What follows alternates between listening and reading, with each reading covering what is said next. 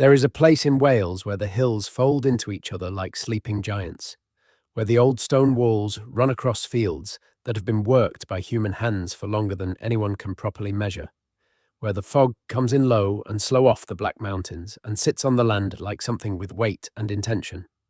It is the kind of country that makes you feel small in a way that isn't unpleasant. The kind of country that makes you understand why the people who lived here for thousands of years believed, without any real doubt, that the world was full of things that didn't belong to the category of ordinary. It's that kind of country that gives you this story. If you're watching this to fall asleep, that's exactly why I make these videos. Maybe subscribe and let me know, where are you right now and what time is it? I always check the comments, and it stays with me. Someone writing from a quiet village in Shropshire at 2 in the morning. Someone in Montreal with rain against the window. Someone in New Zealand where it's already tomorrow. All of you drifting into the same dark together, reaching back through centuries. To a moment in a Welsh field when a man with muddy boots and a tired back broke through the surface of the earth and found something below that had no name he could recognize. That is where we are going tonight. In 1740, on a farm in the hill country of Wales, a farmer doing what farmers do, turning ground, moving stone, trying to make his land a little more workable, broke through into something below. A chamber, not a natural cave, not a collapsed rabbit warren, not a badger's den. A chamber, a deliberately constructed space beneath the field, hidden under centuries of compacted soil and slow forgetting. And inside it, bones. Not the bones of any animal he had ever hunted or slaughtered or butchered in his years of rural Welsh life. Not the bones of a person either, not in any configuration or proportion that matched what he knew a human skeleton to look like. Something else. Something that had been placed in that chamber with apparent deliberateness, in an arrangement that suggested not accident but purpose, and then sealed away beneath the ground, as if whatever was there was not meant to be found by the world that came after. This is the story of what he found, and this is the story of where it leads. Because that chamber in Wales in 1740 is not the end of anything. It is the beginning of a question, so large and so strange, that following it takes you not just across the Welsh countryside, but across the Atlantic Ocean, into the pre-Columbian Americas, into the suppressed archives of 19th century archaeology, into the testimony of witnesses that mainstream history has spent 2 centuries quietly filing away and hoping you wouldn't ask about. We are going to ask. So let's go back to the beginning. Let's go back to Wales in 1740, to a farmer whose name may or may not survive in any record that historians have yet made widely available, to a morning that probably started like every other morning in that hard-working rural life, and ended with the man standing at the edge of a hole in his field with absolutely no framework for understanding what he was looking at. Wales in the middle of the 18th century was a country still deeply layered with its own ancient past. The landscape was not abstract history. It was physical. The cromlechs stood in fields. The standing stones rose out of hill flanks. The old earthworks ran along ridges that had been walked continuously for so many generations that the paths were worn into the rock below the turf. The Welsh people lived inside a history that was tactile and present, and they had a complex and deeply serious relationship with it. The farming communities of that era were not ignorant of the archaeological character of their land. They knew that the old things were there. They dug around them. They built walls that incorporated them. They told stories about them.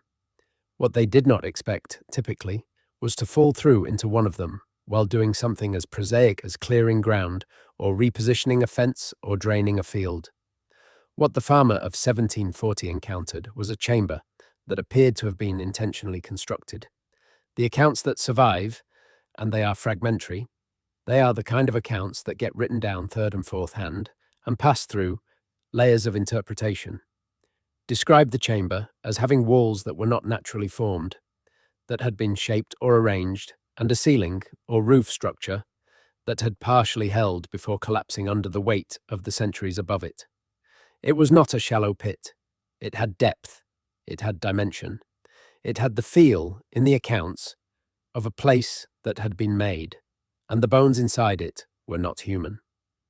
This is the part where we have to be careful and precise, because the history of unusual bone finds in the British Isles is complicated, and there is a long tradition of finds being misidentified in both directions, either dismissed as animal remains when they might be something more interesting, or sensationalized as inhuman when they were simply large humans or unusual animal specimens. But the 1740 find doesn't fit neatly into either of those dismissal categories, which is part of why it has survived in the fragmentary record it occupies, and part of why it opens the doors it opens. The bones were described in the surviving accounts as being of a creature, or creatures that were not consistent with any known large animal of the region. They were not bear. Wales had no bears by 1740, though bears had been present in Britain in prehistoric times, and bear bones do occasionally surface in archaeological contexts. The configuration was not bear. It was not any form of deer, not any form of cattle. The skull fragments, and there were skull fragments, prompted particular comments from anyone who saw them, because the skull did not resolve into anything that the observers could comfortably categorize. Now, there is a version of this story that stops here and calls it ambiguous. There is a version that says, well, unknown fragmentary bone, find from 1740, in rural Wales, interesting but inconclusive, and moves on. We are not telling that version, because that version ignores what the 1740 find connects to, and what it connects to is a thread that, once you pull it, keeps coming.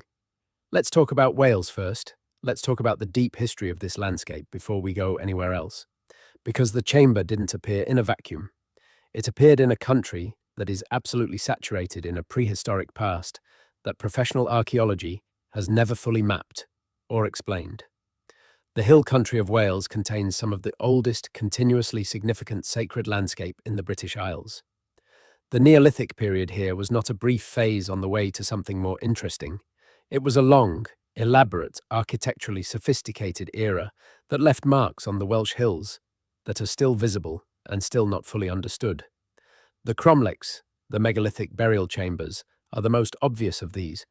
Structures like Pentre Ifan in Pembrokeshire, a dolmen so dramatically constructed that it looks almost deliberately theatrical. A massive capstone balanced on 3 upright stones with a precision that has survived 4,000 years of Welsh weather.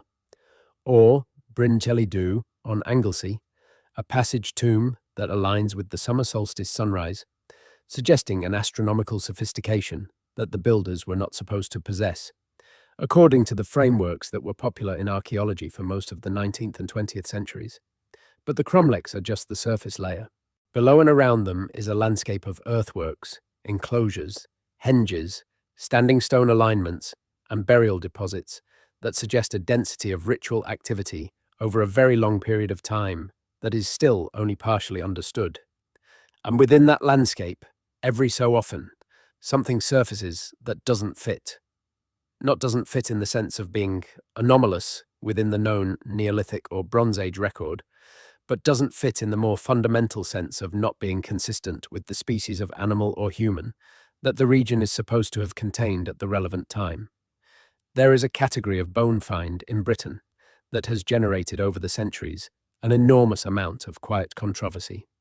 These are finds that were recorded by local witnesses and sometimes local antiquarians, finds that were described in enough detail to be clearly unusual, but that were either never formally studied, lost before formal study could happen, or studied and then filed away in ways that made them difficult to access.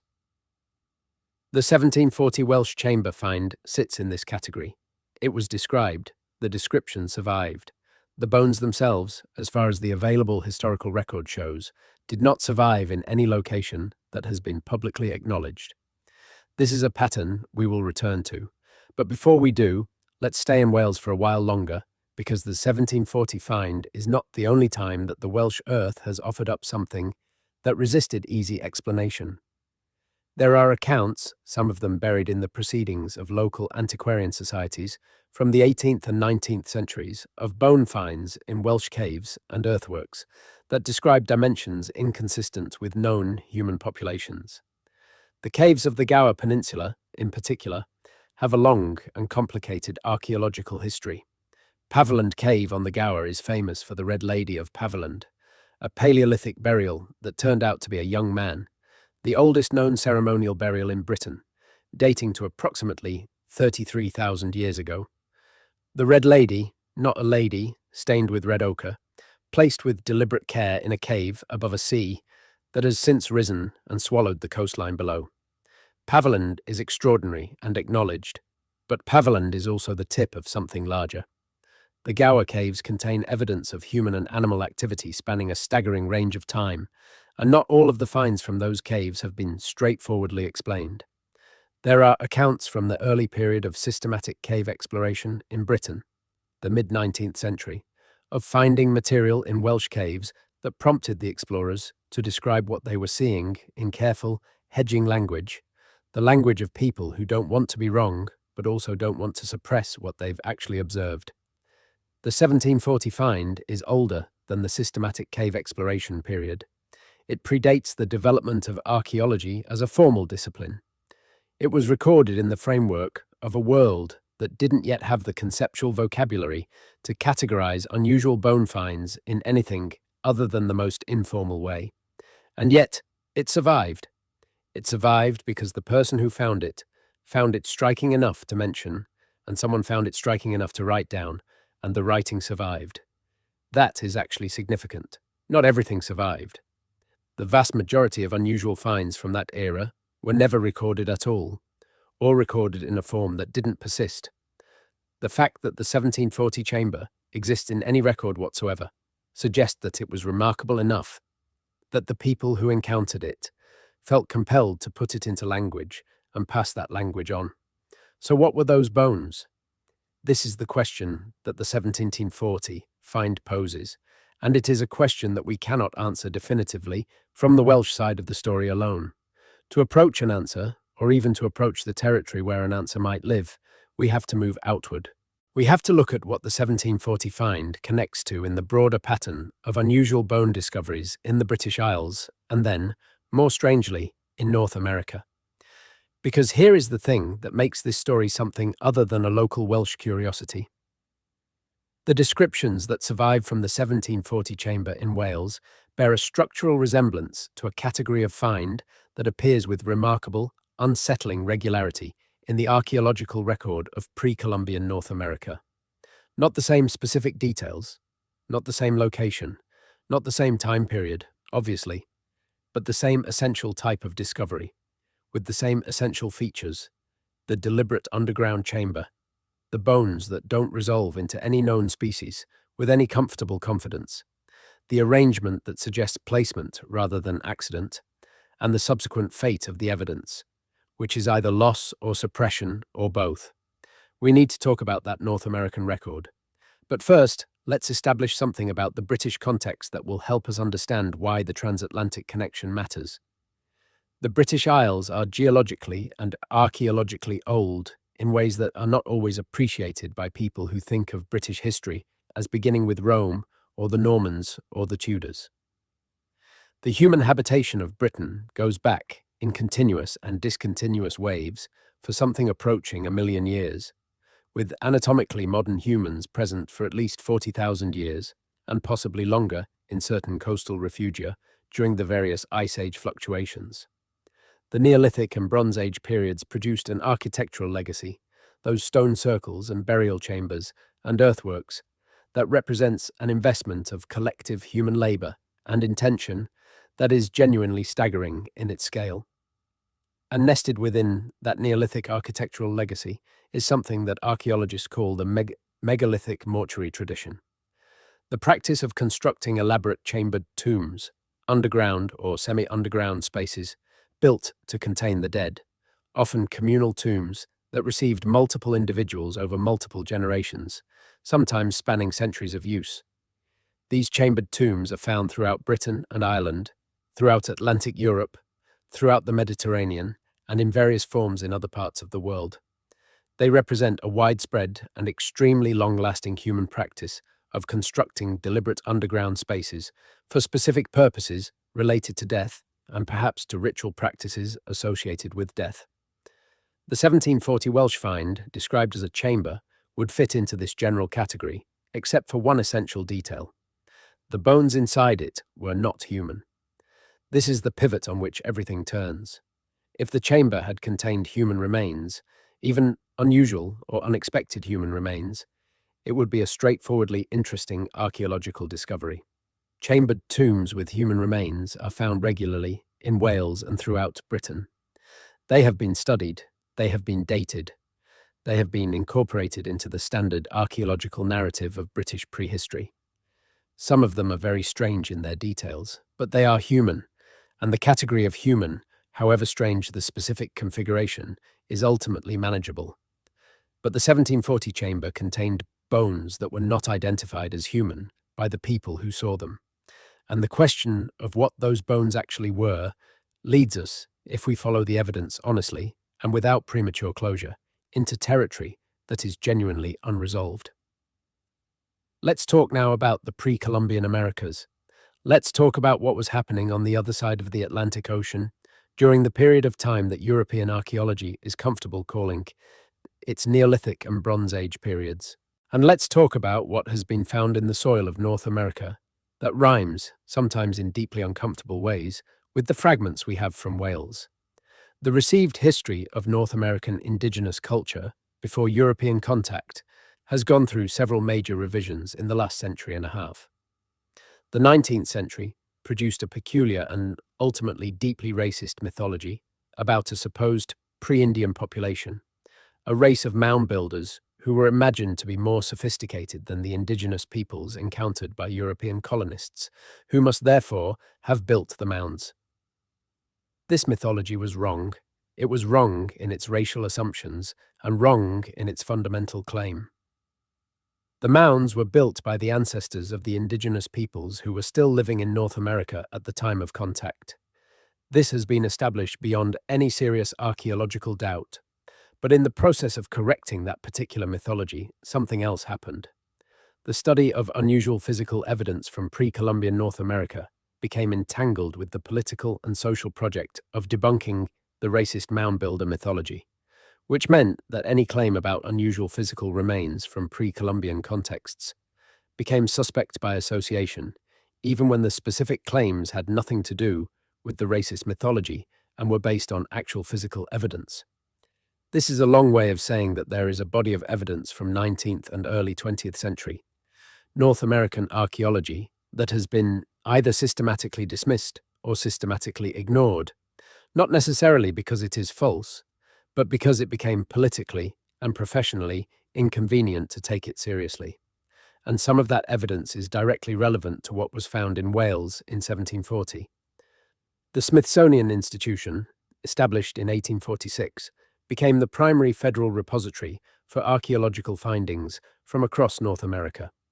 In the decades following its establishment, particularly through the Bureau of American Ethnology, the Smithsonian directed or received reports of thousands of archaeological investigations, including excavations of mounds and earthworks across the Ohio and Mississippi River valleys, across the Great Lakes region, across the eastern seaboard, and across the American interior.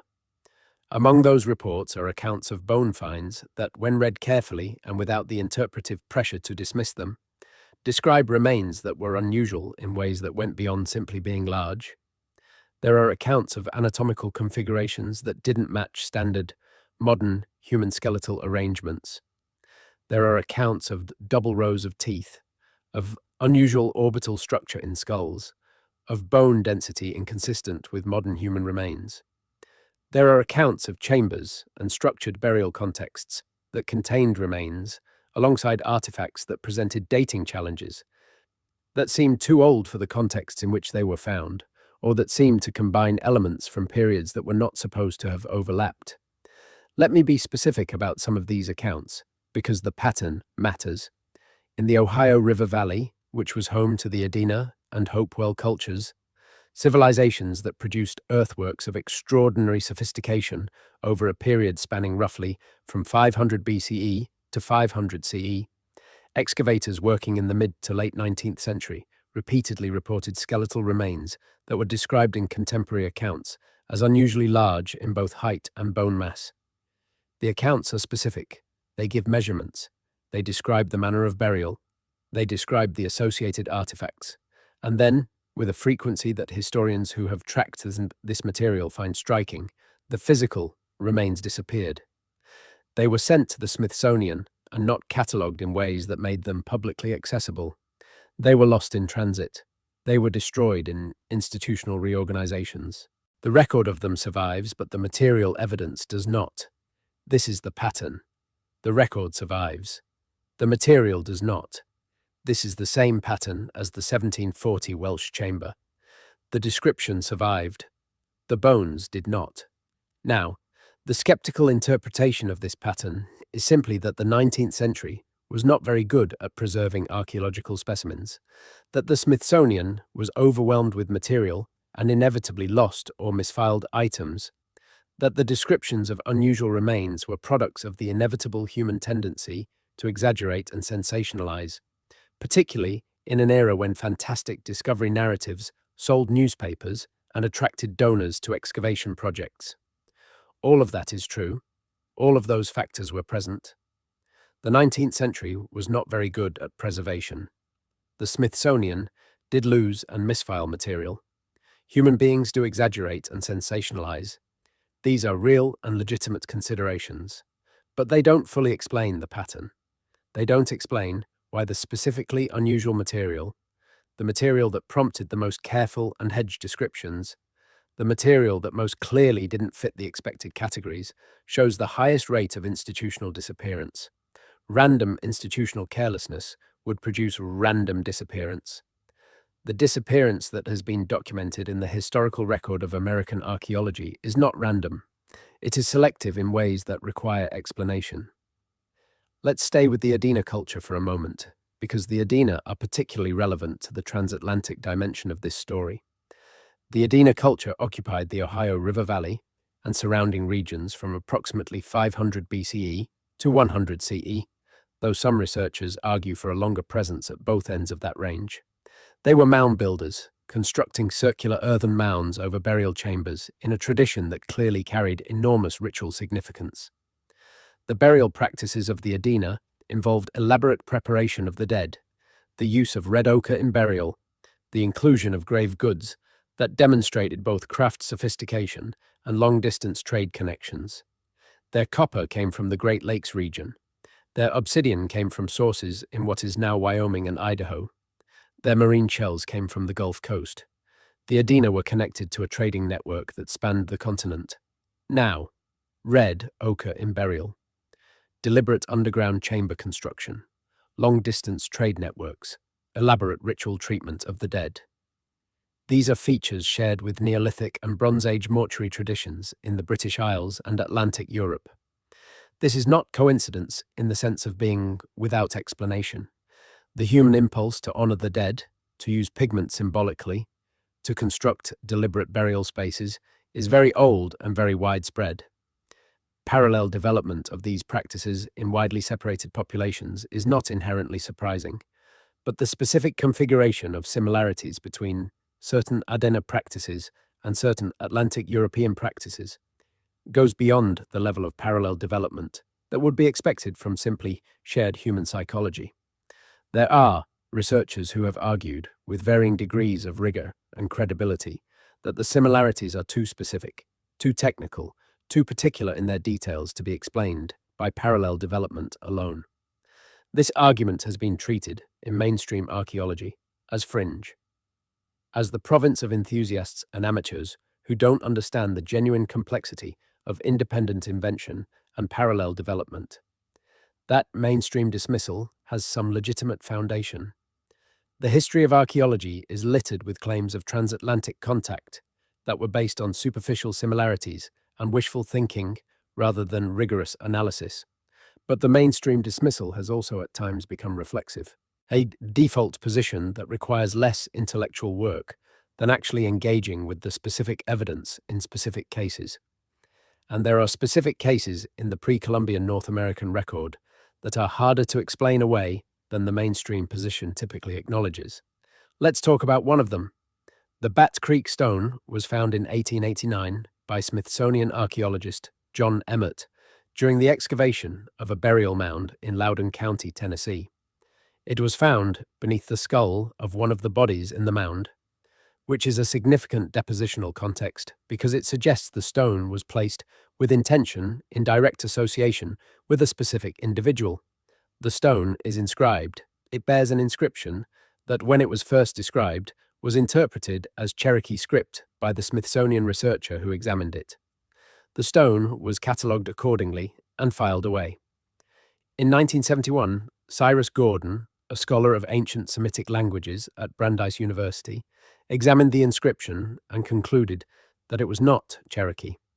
He argued that the inscription was Paleo-Hebrew, specifically a form consistent with 1st or 2nd century CE Jewish script. His reading of the inscription produced something that he translated as approximately for Judea. The mainstream response to Gordon's claim was dismissal, largely on the basis of prior probability.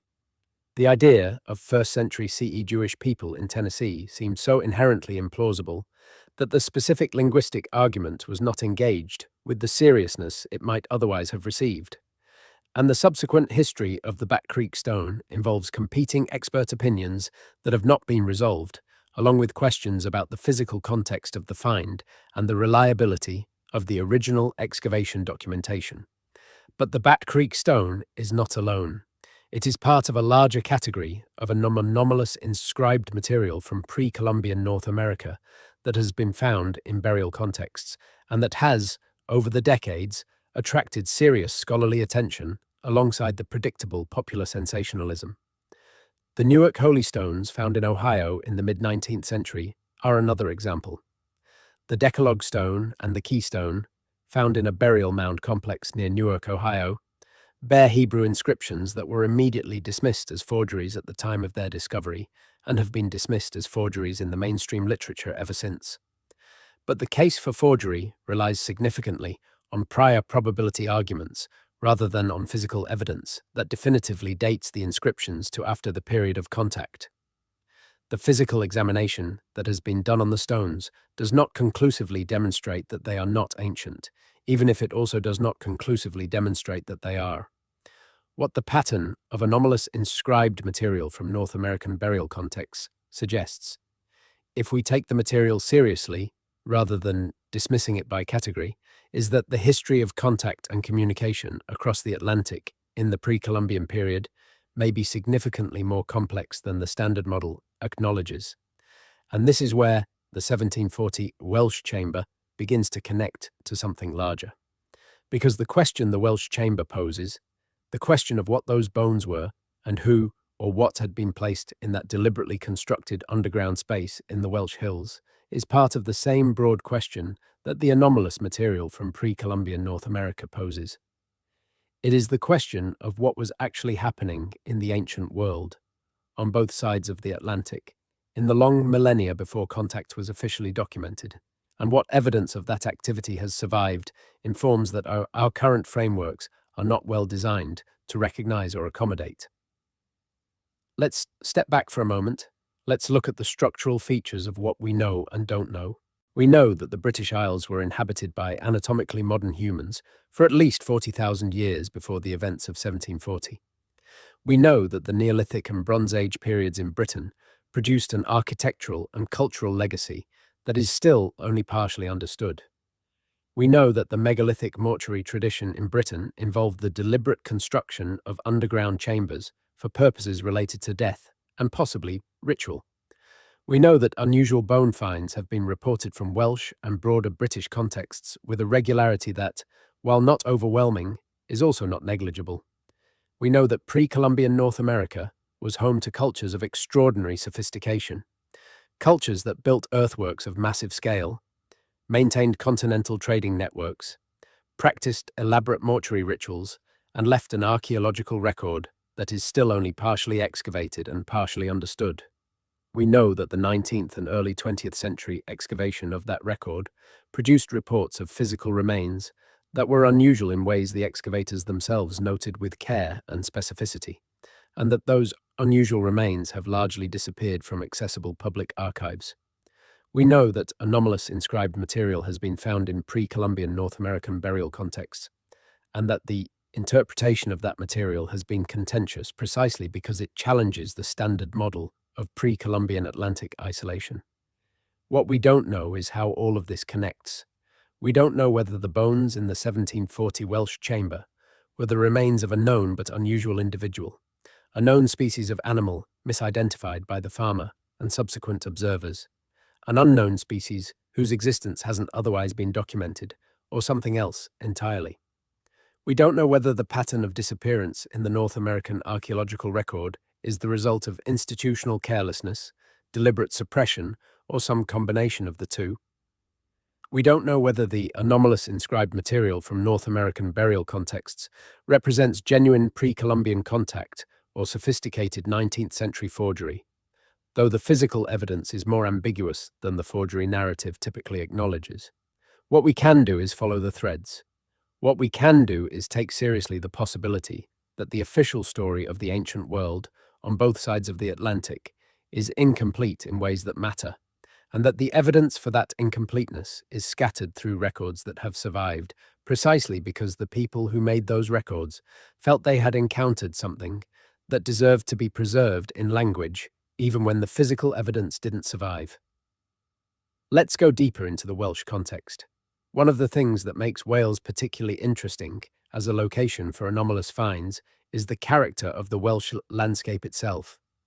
This is a country that has been continuously inhabited for an extremely long period of time, but that also contains large areas of terrain that are genuinely remote and difficult to access even today, and that were far more remote and inaccessible in previous centuries. The Black Mountains, the Brecon Beacons, the Cambrian Mountains, these are not gentle hills. They are serious upland terrain that has, historically, preserved things that more accessible landscapes have not. The caves of Wales, in particular, have a long history of preserving material that other environments would have destroyed. The bone caves of the Mendips, just across the Bristol Channel in Somerset, are perhaps the most famous example in this region, having produced Pleistocene fauna alongside early human material in a context that would not have been preserved in an open-air site. But Welsh caves have their own record of remarkable preservation, and that record includes material from periods that span an enormous range of time. The specific area of Wales where the 1740 find occurred, and here we must acknowledge that the historical record does not give us a precise location, which is itself worth noting, was somewhere in the hill country that contains some of the densest concentration of prehistoric monument in the British Isles. The area that is now the Brecon Beacons National Park and surrounding territory contains standing stones, burial chambers, hill forts, and earthworks in a density that reflects an extraordinarily long and intensive period of human activity. Within that landscape, the discovery of a previously unknown underground chamber would not be inherently surprising. What was surprising, what made the 1740 find persist in any record at all, was the character of what was inside. Let's think about what kind of creature those bones might have represented. There are several possibilities, and we should lay them out honestly, rather than defaulting to the most sensational interpretation.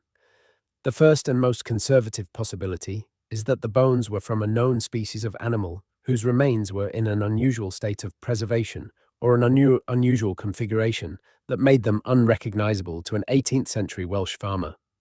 Large animals whose bones have been deposited in chambers or caves can undergo transformation through the processes of decay, compaction, and chemical change that makes them very difficult to identify without proper training. If the chamber was old enough, the bones might have been from species like the cave bear or the aurochs, both of which were present in Britain during the Pleistocene and both of which have produced confusing remains in archaeological contexts. This is a reasonable possibility. It is not, however, entirely satisfying, because the descriptions that survive from the 1740 find are specific enough to suggest that the observers were genuinely puzzled by the material in a way that goes beyond simple unfamiliarity with the bones of large known animals. An 18th century Welsh farmer would have been familiar with the bones of cattle and horses, which are the nearest in size to animals like the aurochs. The descriptions suggest the bones were unusual, not just in scale, but in configuration. The second possibility is that the bones were human, but represented individuals with unusual physical characteristics. This is a possibility that mainstream archaeology has become more comfortable with in recent decades as the study of skeletal pathology and human variation has become more sophisticated.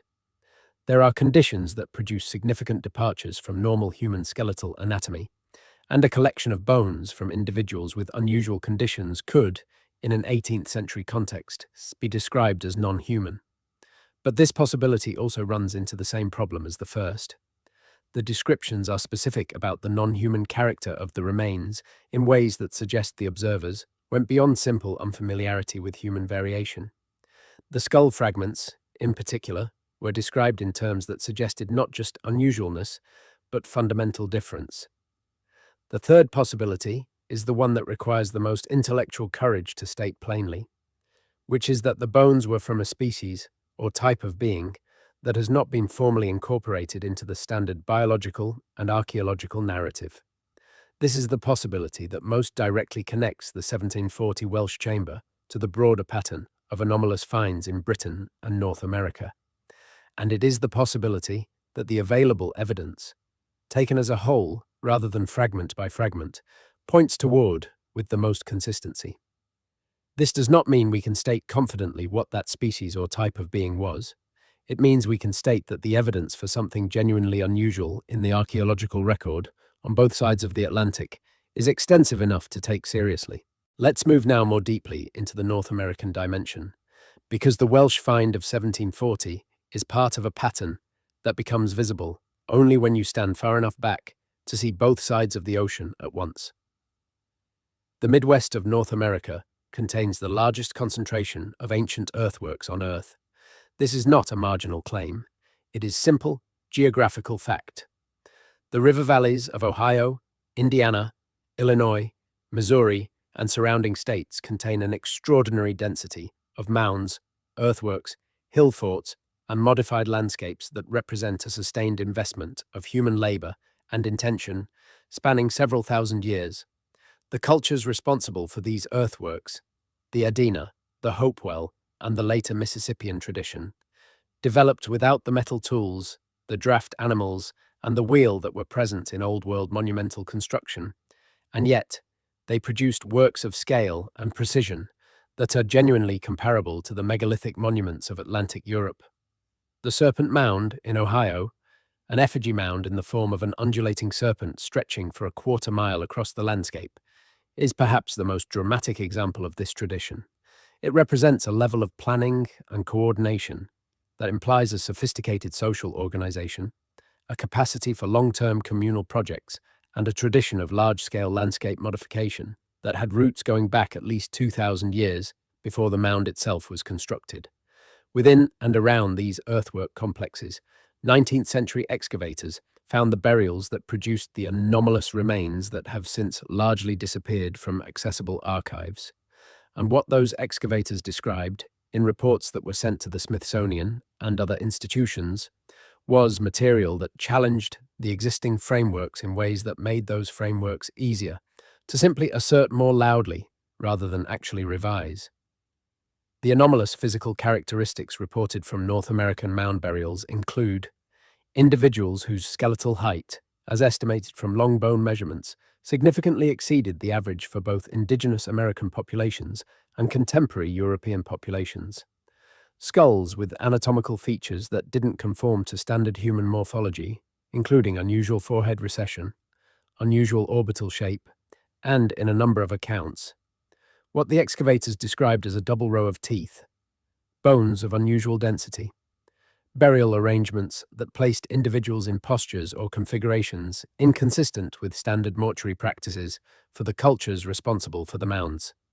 Now, some of this can be explained by normal variation. Some of it can be explained by the difficulties of skeletal estimation from fragmentary material. Some of it can be explained by the eagerness of 19th century excavators to find remarkable things. These are all real and important qualifications.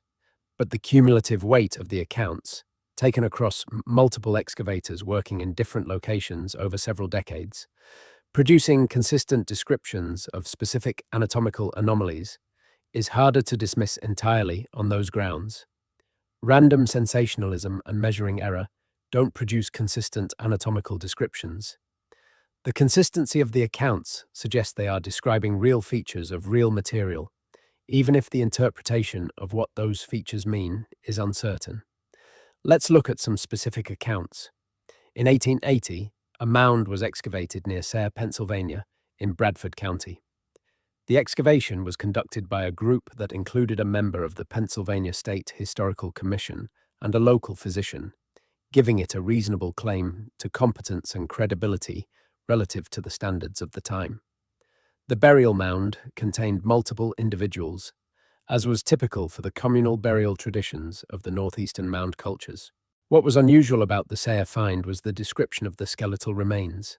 Multiple individuals were described as having been of unusual height, with bone measurements suggesting heights of 7 feet or more. More striking, the skulls were described as having 2 horny projections, bony protuberances above the orbital ridges in a position that would correspond roughly to the temples or upper forehead. The bones were reportedly sent to the American Investigating Museum in Philadelphia. They subsequently disappeared from any accessible record. This is the pattern. The description survives. The physical evidence does not. The Sayre find is not unique. Similar accounts appear in archaeological reports from Ohio, from Minnesota, from Wisconsin, from the broader Great Lakes region. The descriptions vary in their specific details but share the essential features. Unusual height, unusual skull morphology, unusual burial context, and subsequent disappearance of the physical evidence. Now let's make a connection that is not typically made in the popular literature on this subject, because the popular literature on anomalous North American skeletal finds tends to operate independently of the British archaeological record. But the connection is real, and it is important. The Neolithic and early Bronze Age cultures of the British Isles, the cultures that built the megalithic tombs and the stone circles and the earthwork enclosures, were physically large by the standards of later European populations. This is an established archaeological fact. The individuals buried in the long barrows and chambered tombs of Neolithic Britain were, on average, taller and more robust than the Bronze Age and Iron Age populations that followed them. The Neolithic farmers who arrived in Britain from the continent around 4000 BCE brought with them a physical type that was distinct from the hunter-gatherer populations they encountered and eventually replaced, and that physical type was characterized by relatively tall stature and robust bone structure. This doesn't mean they were giants in any fantastical sense. They were large humans, but they were notably larger than the populations that came after them, and in an oral tradition culture, the memory of those earlier large people can persist for a very long time and can become magnified through the natural process of oral transmission. The Welsh folklore tradition contains within it references to a people who were there before the current inhabitants. The Tylwyth Teg, the fair folk, who in the Welsh tradition are not the diminutive fairies of later English imagination, but something altogether more ambiguous, sometimes larger than humans, sometimes smaller, sometimes helpful, sometimes dangerous, always associated with the underground spaces in the landscape, with the old hollow hills and the ancient chambers and the places where the earth opens into something that isn't quite the ordinary world. This is folklore. Folklore is not history. But folklore often preserves, in transformed and symbolic form, memories of things that actually happened. The worldwide distribution of stories about beings who live underground, who existed before the current inhabitants of a landscape, who were once encountered by humans and left evidence of their presence in the form of bones in chambers in the earth. This distribution is too consistent, too widespread to be dismissed as pure fantasy. Something generated these stories. Something provided the original experiential content that the storytelling tradition then transformed into its mythological forms. The 1740 Welsh chamber, with its bones that weren't human, sits at a fascinating intersection of the historical, the archaeological, and the folkloric. It is a concrete, documented event, documented in the limited sense available to us, that places physical evidence of something anomalous at a specific moment in time, and it opens outward through the threads of British prehistoric archaeology and pre-Columbian North American archaeology into a picture of the ancient world that is significantly more complex and significantly stranger than the standard narrative allows. Let's go further. Let's go into the specific history of what the British Isles have produced in the way of anomalous finds that connect to the broader pattern. In 1798, in County Antrim in Ireland, workers draining a bog made a discovery that was reported in several contemporary accounts and that subsequently vanished from the physical record with the thoroughness that characterizes this entire category of find. The bog, a raised blanket bog typical of the Irish Midlands and Western Highlands, had been commercially important for peat cutting for centuries. The draining of bogs for agricultural improvement was a major activity in late 18th century Ireland, and it regularly exposed material that had been preserved in the anaerobic acidic bog environment. Bog bodies are well known from this tradition. The remarkable preservation of organic material in bogs has produced, over the centuries, finds of extraordinary importance for understanding the human past, including Tolland Man in Denmark, Lindow Man in England, and Clonycaven Man and Old Crogan Man in Ireland, all of them Iron Age individuals whose bodies were preserved in such detail that the food in their stomachs and the condition of their skin and hair could be analysed. But the 1798 County Antrim find was not a preserved human body. It was something else. The accounts describe bones of a creature that was larger than any human and that presented anatomical features inconsistent with human skeletal structure. The find was examined by a local physician and described in a letter to a Dublin scientific society. The letter survived. The bones did not. This is, again, the pattern. The Irish record of anomalous finds is actually broader than is generally acknowledged. The tradition of giants in Irish mythology, the Fomorians, the Firbolg, the earlier populations who were displaced by the Tuatha De Danann and by the Milesians, is well known as mythology. But some scholars of Irish antiquity have argued that the mythological traditions encode genuine historical memories of earlier populations, with physical characteristics that were distinctive enough to be mythologized as giant or supernatural. The megalithic tradition in Ireland is, like the Welsh tradition, extraordinarily dense. The Boyne Valley complex in County Meath, containing Newgrange, Knowth and Douth, represents a concentration of megalithic construction that rivals anything in the world for the sophistication of its planning and execution. The passage tomb at Newgrange, constructed around 3200 BCE, is so precisely oriented to the winter solstice sunrise that on the morning of the solstice, a narrow beam of sunlight travels through a specially constructed roof box above the entrance passage and illuminates the inner chamber for approximately 17 minutes. This is not accidental. This required astronomical knowledge, engineering precision, and organized labor of a scale and sophistication that our conventional images of Neolithic people do not always accommodate. Who built these things? What did they know that we don't fully understand? What was placed in the chambers beneath them that has not survived to be examined? These are not rhetorical questions. They are genuine historical mysteries that sit at the heart of the story we are telling tonight. Let's pivot now to something more specific and more contentious, because we've been moving through broad patterns, and it's time to look at some detailed evidence. In 1912, a peculiar discovery was made in Wisconsin that generated significant local coverage and then disappeared into the archaeological silence that characterizes this entire field. Near the town of Lake Delton, in the Wisconsin Dells region, workers excavating for a new road encountered a burial site that contained skeletal remains described as being of unusual size. The remains were examined by several individuals before being removed, and the descriptions from those examinations are specific. The skulls were described as having a low, receding forehead and a bony ridge above the eye sockets that gave them a distinctive and unusual appearance. The long bones were measured and found to correspond to heights of between 7 and 8 feet. The material was sent to a university for further examination. It was never publicly reported on by that university. Inquiries about the specimens over the subsequent decades produced no acknowledgement of their existence. This is not an isolated case in Wisconsin.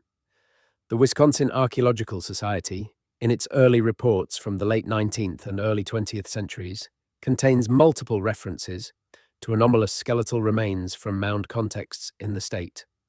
The consistent features across these reports, the unusual height, the unusual skull morphology, the subsequent institutional disappearance of the physical material, argue against simple coincidence. Now let's make a connection that is rarely made in the popular literature on this subject, a connection that takes us back to Wales and to the specific question of what was in that 1740 chamber. The Neolithic period in Britain is characterized by what archaeologists call the long skull tradition. The Neolithic peoples who built the megalithic monuments of Atlantic Europe were, physically, members of a type characterized by a dolichocephalic, or long and narrow, skull form, distinct from the rounder brachycephalic skull form that became more prevalent in Europe with the arrival of steppe peoples during the Bronze Age. The long skulls of the Neolithic tradition have been found in megalithic tombs throughout Britain, Ireland, France, Spain, and Portugal. Now, long skull morphology is also something that appears with striking regularity in the descriptions of anomalous skeletal finds from North America. Skulls that are elongated in the anteroposterior dimension, that are unusual in their proportions relative to standard modern human skulls, appear in the descriptions of anomalous mound finds from Ohio, from Pennsylvania, from Wisconsin. They also appear in the physical record from South America, where the Paracas skulls of Peru have generated an enormous controversy precisely because their degree of cranial elongation exceeds what can be produced by the artificial cranial modification practices known to have been used by various indigenous cultures. The Paracas skulls are South American, not North American. They are not directly relevant to the North American mound finds or the Welsh chamber, but they illustrate a principle that applies across the entire body of evidence we are examining, which is that there is a worldwide pattern of anomalous skeletal finds that share certain consistent features. Features related to skull morphology, body size, and burial context, and that this pattern has been responded to by the relevant institutional authorities with a consistent strategy of either dismissal or physical disappearance of the evidence. This is not a conspiracy theory in the sense of requiring a centralized conspiracy. It doesn't require anyone to have sat down in a room and decided to suppress evidence about giants.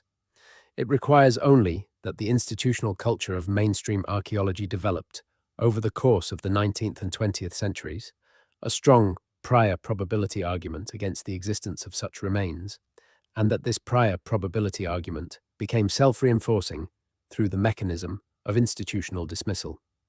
When your prior probability is strong enough, you don't need to suppress evidence. The evidence suppresses itself because anyone who reports unusual finds risks their professional credibility, and so unusual finds are either not reported or reported in hedging language that makes them easy to dismiss. This is a dynamic that historians of science recognize across many fields. It is not unique to archaeology. It is the normal sociology of paradigm maintenance, as Thomas Kuhn described it in The Structure of Scientific Revolutions. Anomalies are accommodated, minimized, and explained away until the weight of accumulated anomalies becomes sufficient to force a paradigm shift.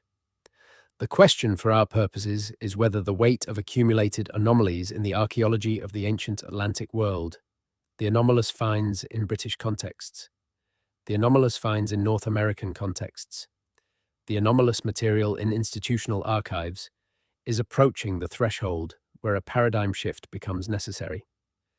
We are not in a position to answer that question definitively tonight, but we can note that the accumulation is ongoing, that new finds continue to surface, and that the internet age has made it significantly harder for institutional archaeology to maintain the kind of professional consensus that allowed anomalies to be quietly filed away in previous centuries.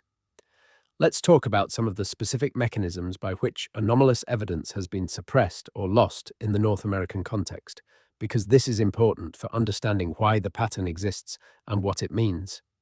The Smithsonian Institution, as we've noted, became the primary repository for archaeological material from North American excavations in the second half of the 19th century. The scale of the Smithsonian's collection is genuinely staggering.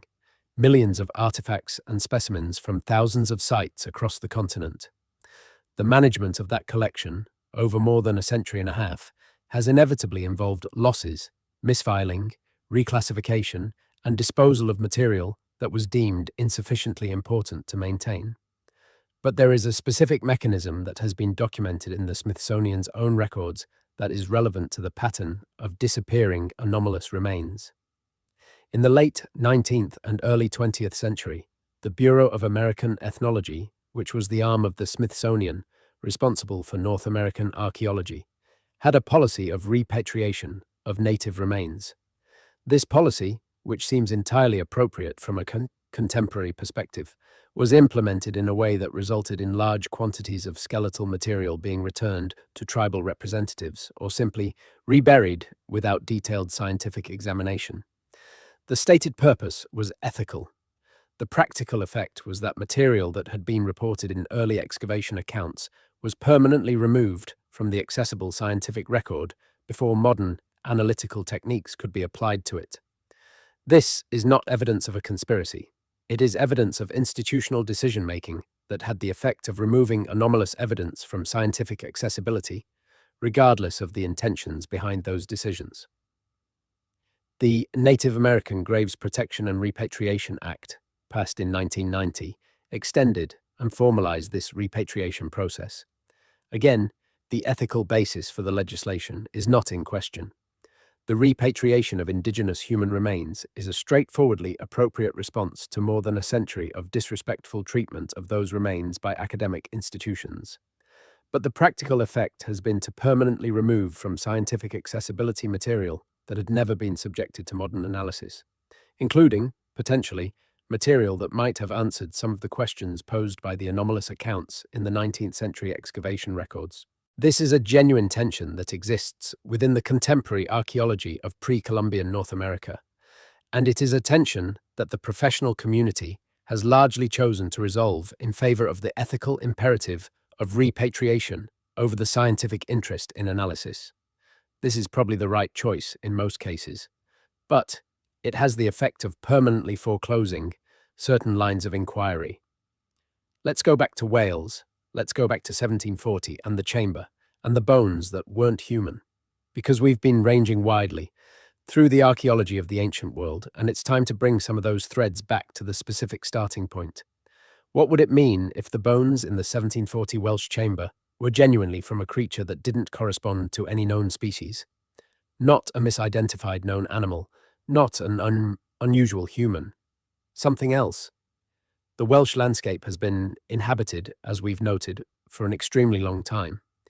The Pleistocene period in Britain was characterized by a fauna that is now almost entirely extinct, megafauna that included woolly mammoths, woolly rhinoceroses, cave lions, cave bears, spotted hyenas, giant deer, and a range of other large animals that disappeared from Britain at the end of the last ice age, around 12,000 years ago.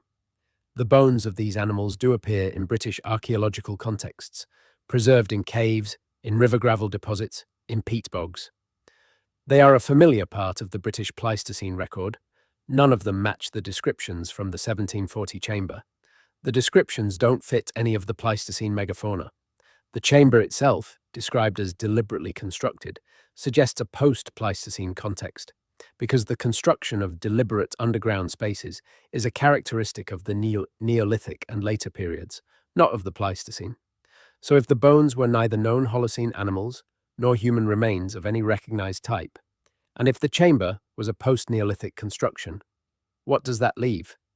There is a class of theoretical answer that ranges from the scientifically speculative to the culturally mythological. The scientifically speculative version involves the possibility of a primate or hominid species in the British Isles during the Holocene that has left no other physical evidence but might, in theory, have survived in remote upland regions into a period not far before historical documentation. This is not a well-supported hypothesis. The mammalian record of Holocene Britain is reasonably well established, and there is no evidence of a large primate in the archaeological record. The culturally mythological version involves taking seriously the Welsh and broader British folkloric tradition of beings who share the landscape with humans, who inhabit the underground spaces, who are associated with the ancient chambers and the hollow hills, the Tylwyth Teg as we've mentioned, but also the broader tradition that in Ireland is associated with the Cedar, the people of the Mounds, the beings who inhabit the earthwork enclosures, and the chambered tombs of the Neolithic and Bronze Age. In the Scottish tradition, similar beings are associated with the Scythian, the fairy mounds that correspond to the earthwork, remains of prehistoric activity. These traditions are consistent across the British Isles. They are associated specifically with underground chambers in the landscape. They describe beings who are human-like but not human, who have a complex and ambiguous relationship with the human inhabitants of the landscape, who sometimes coexist peacefully and sometimes cause harm. They are associated with specific physical spaces, the old earthworks, the cromlechs, the hollow hills.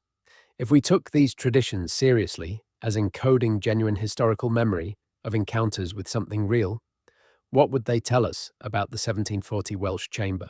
They would tell us that the chamber was not entirely unexpected as a type, that it was part of a landscape feature associated with a specific category of being, and that the beings associated with such features were known to leave physical remains that human beings occasionally encountered.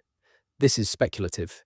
It is not a claim of literal truth, but it is a way of reading the available evidence that takes seriously the possibility that folklore can preserve memories of real events in transformed form, and that the transformation process doesn't necessarily render the underlying memory entirely fictional.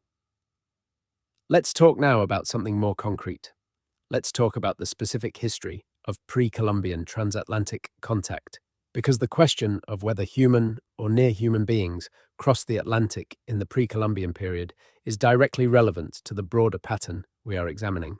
The orthodox position in mainstream archaeology is that the Americas were isolated from the Old World between the closure of the Beringia land bridge, roughly 10,000 years ago, and the Norse presence in Newfoundland around 1000 CE and the Columbian contact beginning in 1492.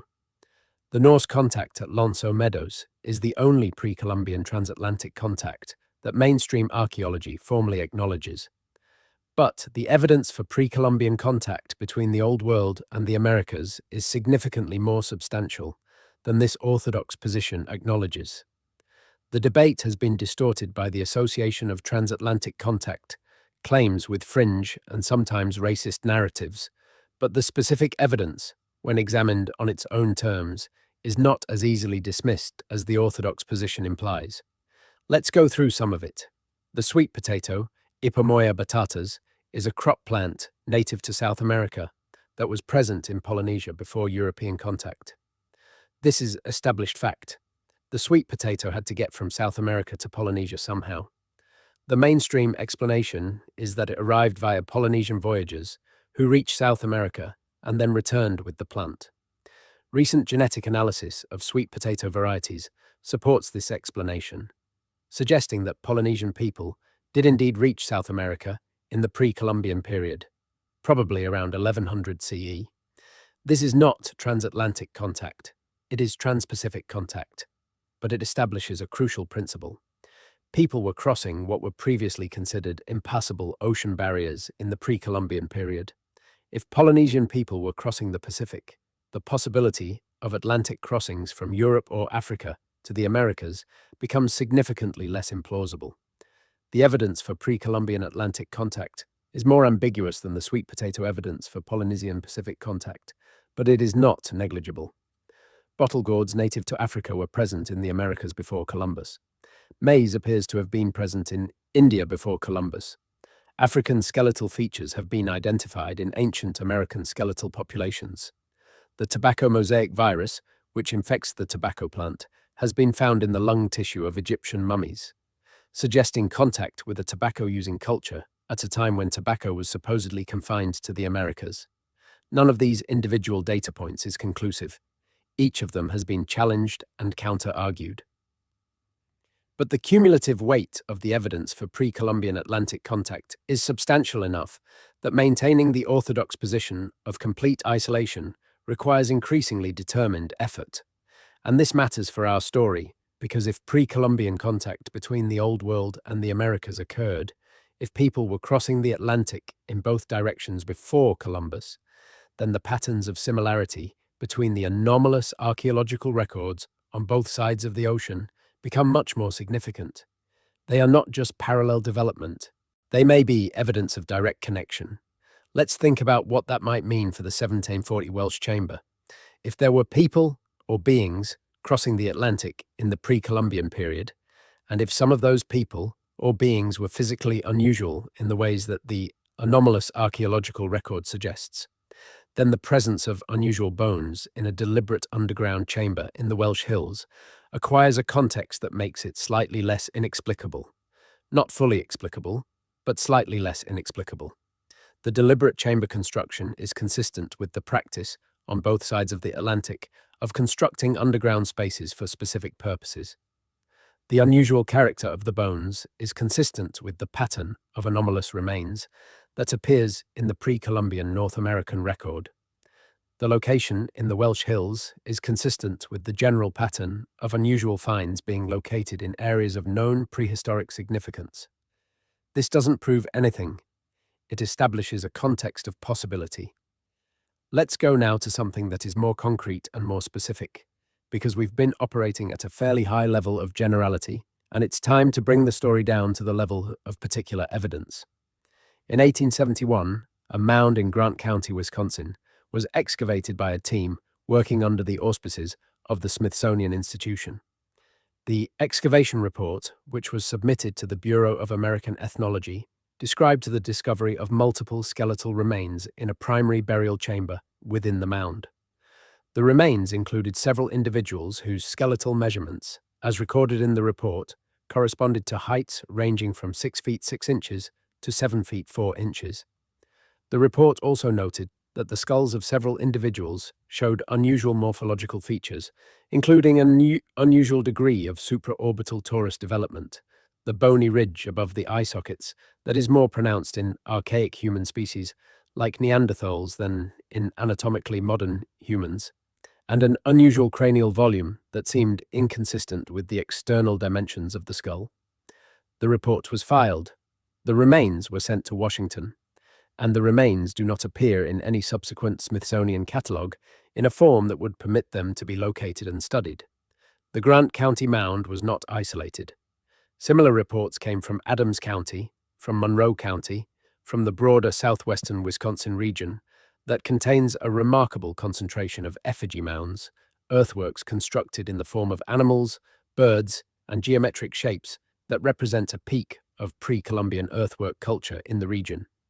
The effigy mound tradition in Wisconsin is fascinating and somewhat mysterious even within the mainstream archaeological record.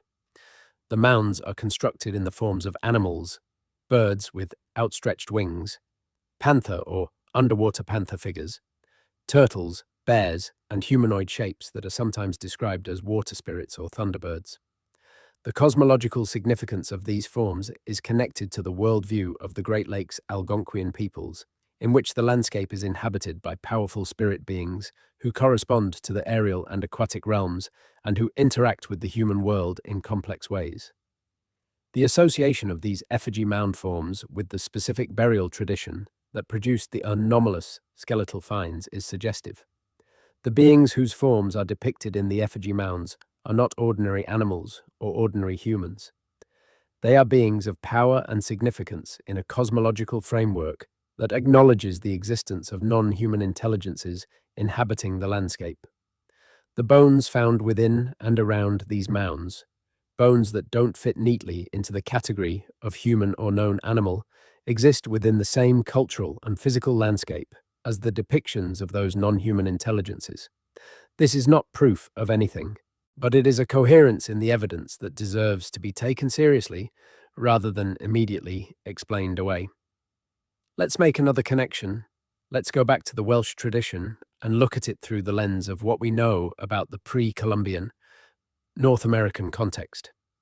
In the Welsh mythological tradition, specifically in the medieval texts that preserve older oral material, there is a recurring theme of beings who inhabit the landscape in a parallel but not entirely separate way from the human inhabitants. The Mabinogion, the collection of Welsh mythological tales preserved in 14th century manuscripts, but reflecting much older material, contains figures like the otherworldly King Arawn, who rules a realm that occupies the same geographical space as the human world, but exists in a different register of reality. It contains figures like the giant Isbadaden, whose castle sits in a landscape that mortal heroes must negotiate through impossible tasks. It contains the figure of the Lord of Annewin, the Welsh underworld, which is not a realm of punishment, but a place of abundance and strangeness that coexists with the ordinary world, accessible through specific liminal points in the landscape. These are mythological figures. They are the products of a storytelling tradition that goes back through medieval Wales into a much older oral culture. But the consistent features of these figures, their large scale, their association with underground or otherworldly realms, their ambiguous relationship with the human world, their particular connection to specific geographical features of the Welsh landscape. These features are consistent with the kind of folk memory that would be generated by genuine historical encounters with unusual beings in that landscape. The cromlechs and the chambered tombs and the ancient earthworks of Wales are, in the living tradition, associated with the fair folk and the otherworld. This association is not incidental or arbitrary. It is a consistent cultural response to the physical features of the landscape, a response that encodes, in mythological form, a genuine awareness that the ancient chambers contain something, or contained something, that was not simply human. The 1740 chamber, in this context, is not a random anomaly. It is a specific instance of a general pattern in which the underground spaces of the Welsh landscape produce encounters with the unexpected. Let's now go into more detail about what the 19th century American archaeological record actually contains, because we've been speaking about it in somewhat general terms and the specific accounts are important. Ephraim George Squire and Edwin Hamilton Davis, both of whom were serious scholars who would go on to distinguished careers, published in 1848 a comprehensive account of the mound complexes of the Mississippi Valley under the title Ancient Monuments of the Mississippi Valley. This was the first major publication of the Smithsonian's Contributions to Knowledge series, which is itself an indication of how seriously the scientific establishment of the time took the subject. The book is a careful, methodical account of the earthworks of Ohio and surrounding regions, with detailed measurements, maps, and descriptions of excavated material. Squire and Davis describe skeletal remains from numerous mound excavations. They are careful and measured in their descriptions, not given to sensationalism. And yet their accounts include repeated references to skeletal remains that were of unusual size, that were in unusual states of preservation, and that were accompanied by artifacts of unusual sophistication for the cultural context in which they were found. The Squire and Davis accounts are important because they are early, predating the full development of the institutional mechanisms that would later make anomalous finds so much harder to access. They are published in a prestigious scientific venue. They are by authors with established credibility, and they describe, in restrained and careful language, exactly the kind of material that later became institutionally invisible. Following Squire and Davis, the Bureau of American Ethnology commissioned Cyrus Thomas to lead a systematic survey of the mound complexes of the eastern United States. Thomas's work, published in 1894, is a massive undertaking that covers thousands of sites and represents the most comprehensive survey of American mound archaeology produced in the 19th century. Thomas's conclusion that the mounds were built by the ancestors of the indigenous peoples encountered by European colonists and not by a separate race of mound builders was correct and important. But in the process of demonstrating that conclusion, Thomas's report smoothed over or minimized the anomalous skeletal finds that had been reported by earlier excavators, treating them as the products of exaggeration or misidentification, rather than as genuine anomalies requiring explanation. This institutional response to the anomalous material, categorizing it as error rather than engaging with it as evidence, is the foundation of the pattern of disappearance that we've been tracing. Let's now bring in a source that is rarely cited in the popular literature on this subject, but that is directly relevant: the account of Warren K. Moorhead. Moorhead was a professional archaeologist who worked extensively in the mound regions of Ohio and surrounding states in the late 19th and early 20th century. He worked with and eventually became a curator at the Smithsonian Institution. His accounts of mound excavations are among the most detailed and careful from the period, and they contain repeated references to anomalous skeletal material.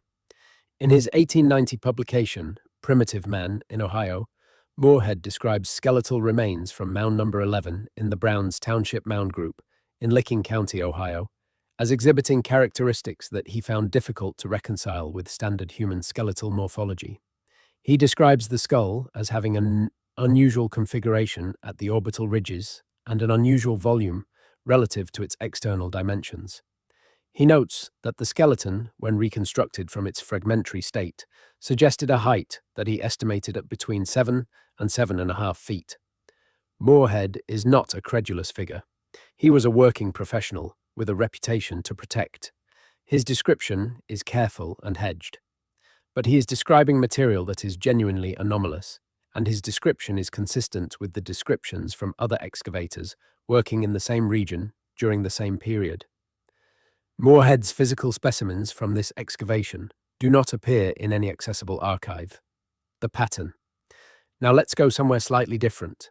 Let's go into the specific territory of Welsh-American connections, because there is a strand of historical research that, while controversial, has direct bearing on the question of what was in that 1740 chamber and how it relates to the pre-Columbian American record. The legend of Prince Madoc, the medieval Welsh prince who was said to have sailed to the Americas in 1170 CE and established a colony there, is one of the most persistent and most contested legends in Welsh historical tradition. The story first appears in print in the late 16th century in the context of English colonial ambitions and the desire to establish a prior claim to the Americas against Spanish hegemony. It was used by John Dee, the mathematician and occultist who served as an advisor to Elizabeth I, to argue that England had a prior claim to the Americas, based on the supposed Welsh colony. The Madoc story, in its 16th century form, is almost certainly a propagandistic invention, or at least a gross exaggeration of whatever historical kernel it might contain. But it draws on a tradition of Welsh maritime exploration that has some genuine historical basis, and it generated, over the subsequent centuries, a remarkable number of reports from European settlers in the Americas who claimed to have encountered Native American tribes speaking a language with strong Welsh elements. The Welsh Indian reports span from the 17th century through the 19th century. They come from traders, missionaries, military officers, and ordinary settlers who report encounters with tribes in the interior of North America, whose language, to Welsh-speaking observers, sounded unmistakably Welsh-influenced. The Mandan tribe of the Upper Missouri River is the most famous focus of these reports. John Evans, a Welsh explorer who travelled to the Mandan villages in 1796, explicitly hoping to find evidence of a Welsh-speaking tribe, concluded that the Mandan language did not contain Welsh elements. But Lewis and Clark, who encountered the Mandan in 1804, noted that the tribe was physically distinctive from surrounding nations, with a higher proportion of lighter-coloured eyes and skin, and with features of their material culture that some observers found reminiscent of European traditions. The Mandan were devastated by a smallpox epidemic in 1837 that reduced their population from approximately 2,000 to fewer than 200. The survivors were absorbed into surrounding tribes.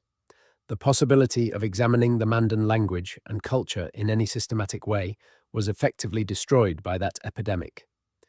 This is one of many cases in North American history where the physical evidence most relevant to questions about pre-Columbian contact was destroyed by epidemic disease before systematic study was possible. This is not conspiracy. It is the catastrophic human consequence of epidemic vulnerability in populations without prior exposure. But the effect, the permanent loss of evidence, is the same regardless of the cause. The Madoc tradition and the Welsh Indian reports are not proof of anything. They are evidence of a persistent and detailed tradition of Welsh-American connection that spans several centuries and multiple independent sources. Whether that tradition preserves genuine historical memory of pre-Columbian contact, or whether it is an elaborate construct built on wishful thinking and selective observation, is a question that cannot be definitively answered with the available evidence, but it is relevant to the 1740 Welsh chamber because it places the find within a context in which the relationship between Wales and the pre-Columbian Americas was already, in 1740, a subject of cultural interest and active tradition. The farmer who broke through into that chamber did so in a country that had for at least 2 centuries been telling stories about Welsh people who had crossed the Atlantic and encountered what lay on the other side. Whether those stories had anything to do with what was in the chamber is unknown, but the stories were part of the intellectual landscape of 18th century Wales, and the fact that the find was documented, preserved in writing, and passed down suggests that it was understood by the people who recorded it as significant in ways that went beyond mere local curiosity. Let's go now into the specific question of the bones in more depth, because we've been treating the question somewhat abstractly, and it's time to be more specific about what types of remains could produce the descriptions that the 1740 chamber generated.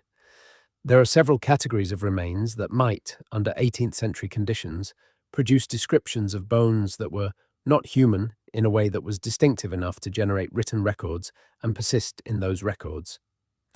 The first category, as we've mentioned, is the remains of Pleistocene megafauna in an unusual state of preservation or an unusual depositional context. But we've also noted that this doesn't fit well with the specific descriptions from the 1740 chamber, particularly the description of the skull fragments and the overall sense of a creature that was recognizably more human-like than any known large animal of the region. The second category is the remains of an archaic human species. We know that Neanderthals were present in Britain until approximately 40,000 years ago. We know that the physical remains of Neanderthals are distinctive from those of anatomically modern humans, particularly in the skull, which shows the pronounced supraorbital torus, the receding forehead, and the distinctive occipital bun that characterize Neanderthal morphology. If remains of a Neanderthal were found in an 18th century context, without the benefit of modern comparative anatomy and evolutionary theory, they might well be described as bones that were not human, because they would not match what an 18th century observer understood human bones to look like. This is an intriguing possibility, but it runs into a chronological problem. Neanderthal remains in Britain are associated with Pleistocene contexts, generally in cave deposits associated with the geological formations of the last ice age. They are not typically found in the kind of deliberately constructed chamber that the 1740 account describes. The construction of deliberate underground chambers is a Neolithic and later tradition, not a Neanderthal tradition. So Neanderthal remains in a deliberately constructed chamber would itself be anomalous, would represent a depositional context that didn't fit the known Neanderthal record, unless, of course, the chamber was not contemporary with the remains. If the chamber was constructed at one point in time and remains from a much earlier period were subsequently placed within it, the depositional context would separate chronologically from the biological character of the remains. This is speculative, but it is not impossible. There are archaeological examples of later groups reusing earlier spaces, including placing remains of various kinds in chambers that were originally constructed for different purposes. The third category is the most speculative. The remains of a being that doesn't fit neatly into the known hominid evolutionary sequence. A being that was neither a known archaic species nor an anatomically modern human, but something in between or beside these categories. This is the possibility that the broad pattern of anomalous finds from Wales to Wisconsin to the Gower Peninsula to Grant County, Ohio, points toward most consistently when the accounts are taken seriously as descriptions of real material. The known hominid family tree has expanded dramatically in the last 2 decades. The discovery of Homo floresiensis, the small-bodied hominin from Flores in Indonesia, who survived until approximately 50,000 years ago, demonstrated that unknown hominin species could exist in the same time range as anatomically modern humans and remain completely unknown to science until discovered by archaeological excavation. The discovery of the Denisovans through ancient DNA analysis demonstrated that unknown hominin populations could be present on multiple continents without having left a fossil record that was previously recognized. The DNA evidence for Denisovans was found before a single Denisovan skeleton had been definitively identified. These discoveries have fundamentally changed the framework within which it is reasonable to speculate about unknown hominin populations. It is no longer as easy to simply assert that any unknown large primate in the Holocene period would have been noticed and documented, because the Flores case demonstrates that genuinely isolated populations can survive into geologically recent time periods without being part of the documented scientific record. The British Isles are not Flores. They are not a remote island in the Indonesian archipelago, but they are a place where genuinely remote and inaccessible terrain existed within a broader landscape of human habitation, where the upland regions of Wales and Scotland were, for most of human history, significantly more isolated from the lowland centres of population and documentary activity than they are today. And the Welsh hills, specifically, are the kind of terrain where something that wanted to avoid contact with human settlements could potentially maintain that avoidance for a very long time. This is, admittedly, a long chain of speculation. We are not asserting that there was an unknown hominin species living in the Welsh hills in 1740. We are asserting that the evidence does not permit us to rule this out as cleanly and confidently as the mainstream narrative typically implies. Let's now bring in another strand of the evidence, one that doesn't come from bone, finds but from a different kind of source altogether: the ethnographic and historical record of indigenous North American traditions about beings who shared the pre-Columbian landscape. The oral traditions of virtually every indigenous North American culture include references to beings who inhabited the landscape before or alongside the human inhabitants, beings who were not simply animals or simple spirits, but who had a more complex, ambiguous status as near-human or non-human intelligences. These beings go by many names: the Wendigo in Algonquian traditions, associated with the northern forests and with cannibalism and transformation; the Sasquatch or Bigfoot figure, present in Pacific Northwest traditions as a large human-like being of the forest; the underwater panther of the Great Lakes Algonquians, a being of the deep waters with powerful and dangerous qualities; the stonecoat or stone giants of the Iroquois, beings of enormous size and hardness, who predate the current human inhabitants of the Northeast; the thunderbirds of multiple traditions, great beings of the sky who interact with and sometimes prey on humans. These figures are not simply monsters, they are characters in a cosmological system that describes the inhabited world as containing multiple categories of being with different but overlapping relationships to the human world. They are described with enough consistency and specificity across widely separated traditions to suggest that they derive from genuine historical encounters with something rather than being pure inventions of individual storytellers. The stonecoat or stone giant tradition of the Iroquois is particularly relevant. The Iroquois, or Haudenosaunee, describe the stone giants as beings who inhabited the northeastern woodlands before the current inhabitants, who were of enormous size and great power, who were eventually overcome by human strategy and confined or driven away. The tradition is consistent across the 5 nations of the Haudenosaunee Confederacy and is treated as historical rather than purely mythological.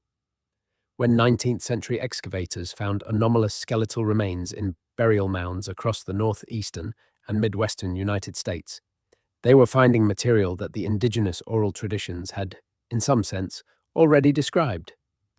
The remains of large beings in the earth were not unexpected from the perspective of the traditions that described a pre-human or early human landscape inhabited by such beings. This doesn't mean the oral traditions are literal accounts. They are mythological accounts, which is to say they encode memory in transformed and symbolic form. But the consistency between the oral traditions and the physical evidence, between the stories of large pre-human beings in the landscape and the skeletal remains that turned up in the mounds and chambers of that landscape, is a coherence that deserves to be taken seriously. The Welsh tradition, as we've noted, has its own version of this coherence. The Tylwyth Teg, the beings of the ancient underground spaces, are not simply fairy tale figures. They are characters in a cosmological tradition that describes the Welsh landscape as inhabited by multiple categories of being, some of them older than the current human inhabitants, some of them associated with specific physical features of the landscape, including the very type of underground chamber that the 1740 farmer broke into. We are not saying that the Tylwyth Teg are the same as the stone giants. We are not claiming that Welsh folklore and Iroquois tradition are describing the same beings. We are noting that both traditions describe, in their own specific cultural terms, the same general phenomenon, a category of being associated with underground spaces and the pre-human or early human landscape, whose physical remains might, under certain circumstances, be encountered by later human inhabitants. The 1740 Welsh chamber is, in this framework, not an inexplicable anomaly, but an instance of a widespread pattern. The underground space, the non-human remains, the encounter between the current inhabitants of a landscape and the physical legacy of those who came before. Let's go even deeper now into the pre-Columbian North American connection, because there is a specific body of evidence that hasn't yet been discussed, and that is directly relevant to the transatlantic dimension of this story. The copper culture of the Great Lakes region represents one of the most extraordinary metallurgical traditions in the ancient world. The old copper culture, as archaeologists call it, involved the working of native copper deposits from the Lake Superior region into tools, weapons, and ornaments over a period beginning approximately 7,000 years ago and continuing into the woodland period. The copper was not smelted. It was worked cold or with annealing, through a process of hammering and shaping that required sophisticated metallurgical knowledge and produced objects of high quality. Copper tools from the old copper culture, including socketed points, axes, spearheads, and knives, are among the most technically sophisticated objects produced in the pre-Columbian Americas. The distribution of old copper culture artifacts extends far beyond the Great Lakes region. Copper from Lake Superior has been found in burial contexts throughout the eastern half of North America, from the Gulf Coast to the Atlantic seaboard, from Canada to the Gulf of Mexico. The trading networks that distributed this copper were continental in scale and centuries in duration. Now, the copper deposits of the Lake Superior region are among the richest and most accessible sources of native copper anywhere in the world. Ancient copper mines on the Keweenaw Peninsula of Michigan and on Isle Royale in Lake Superior show evidence of extensive prehistoric mining activity. The scale of that activity has been estimated, based on the volume of material removed, as representing the extraction of several 100,000 tons of copper over several thousand years. This is a genuinely enormous quantity of material. But here is the part of this story that doesn't fit comfortably into the standard narrative. The archaeological record of the Great Lakes region does not contain evidence of copper use on a scale that would account for the extraction of several 100,000 tons of material. The copper artifacts found in pre-Columbian North American contexts, while numerous and widely distributed, don't come close to representing that quantity of refined copper. Where did the copper go? This is a question that has been asked, quietly, by archaeologists who have studied the old copper culture, and it has not received a satisfying answer within the standard framework. One possibility, raised occasionally, but not taken up seriously in the mainstream literature, is that some portion of the extracted copper was traded to people who took it away from the region in quantities that have left no traceable archaeological deposit in North America. In other words, some of the Lake Superior copper may have gone across the Atlantic. There is, in fact, a period in Bronze Age Europe during which copper was in extremely high demand, and during which the known European and Mediterranean copper sources were insufficient to meet that demand. The Bronze Age copper supply problem in Europe has generated considerable scholarly discussion because the bronze that was produced during the European Bronze Age required quantities of copper that cannot all be accounted for by the known European copper sources. Some of that copper came from Cyprus, some from Sardinia, some from the Iberian Peninsula. But the total from known European sources still falls short of what the archaeological record of European Bronze Age production implies. The possibility that some of the missing copper came from Lake Superior is not mainstream, but it is not impossible. And if it is true, it implies a Bronze Age transatlantic trade connection of a scale and sophistication that would completely revise the standard model of pre-Columbian Atlantic isolation. The specific relevance to the 1740 Welsh chamber is indirect but real. If there were people crossing the Atlantic in the Bronze Age, engaged in trade connections between Atlantic Europe and the Great Lakes region of North America, then the physical population of Atlantic Europe, including Wales, was in contact with the physical population of pre-Columbian North America. And the physical evidence of that contact might include not just trade goods, not just copper, but human and near human remains deposited in chambers on both sides of the ocean in traditions that reflected the shared practices of cultures in communication with each other. This is, again, speculative. The chain of inference is long, but the individual links in that chain are not individually implausible, and the overall picture they point toward is coherent. Let's take stock of where we are. We started with a Welsh farmer in 1740, breaking through into a chamber beneath his field, finding bones that weren't human. We've followed that starting point through the deep archaeology of the Welsh landscape, through the megalithic mortuary tradition of Atlantic Europe, through the anomalous skeletal finds in 19th century North American mound excavations, through the institutional history of their disappearance, through the indigenous oral traditions that describe large pre-human beings in the North American landscape, through the question of pre-Columbian transatlantic contact, and through the specific puzzle of the old copper culture and its unaccounted copper. What has emerged is not a single coherent narrative with a definitive answer.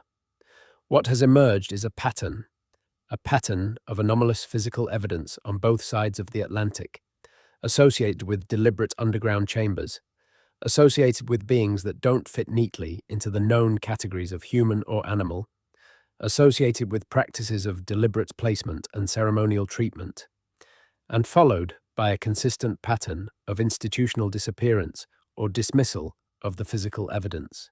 The pattern doesn't prove anything specific, but it is real, and it persists across enough independent sources and enough independent locations to be taken seriously as evidence of something that the standard narrative doesn't accommodate. Now let's go somewhere unexpected. Let's talk about what happened after 1740 in Wales, because the 1740 chamber wasn't the last time something unusual was found in the Welsh earth, and the pattern of subsequent finds helps us understand both what the 1740 discovery was and what it means. In the decades following 1740, the Welsh countryside became the subject of increasing antiquarian attention. The 18th and early 19th century saw the rise of a serious antiquarian tradition in Wales, associated with figures like Edward Lloyd, who had already done groundbreaking work on Welsh natural history and antiquities in the late 17th and early 18th centuries, and with the broader cultural movement of Welsh revival that produced institutions like the Gorsedd of Bards and renewed interest in the Welsh literary and historical tradition.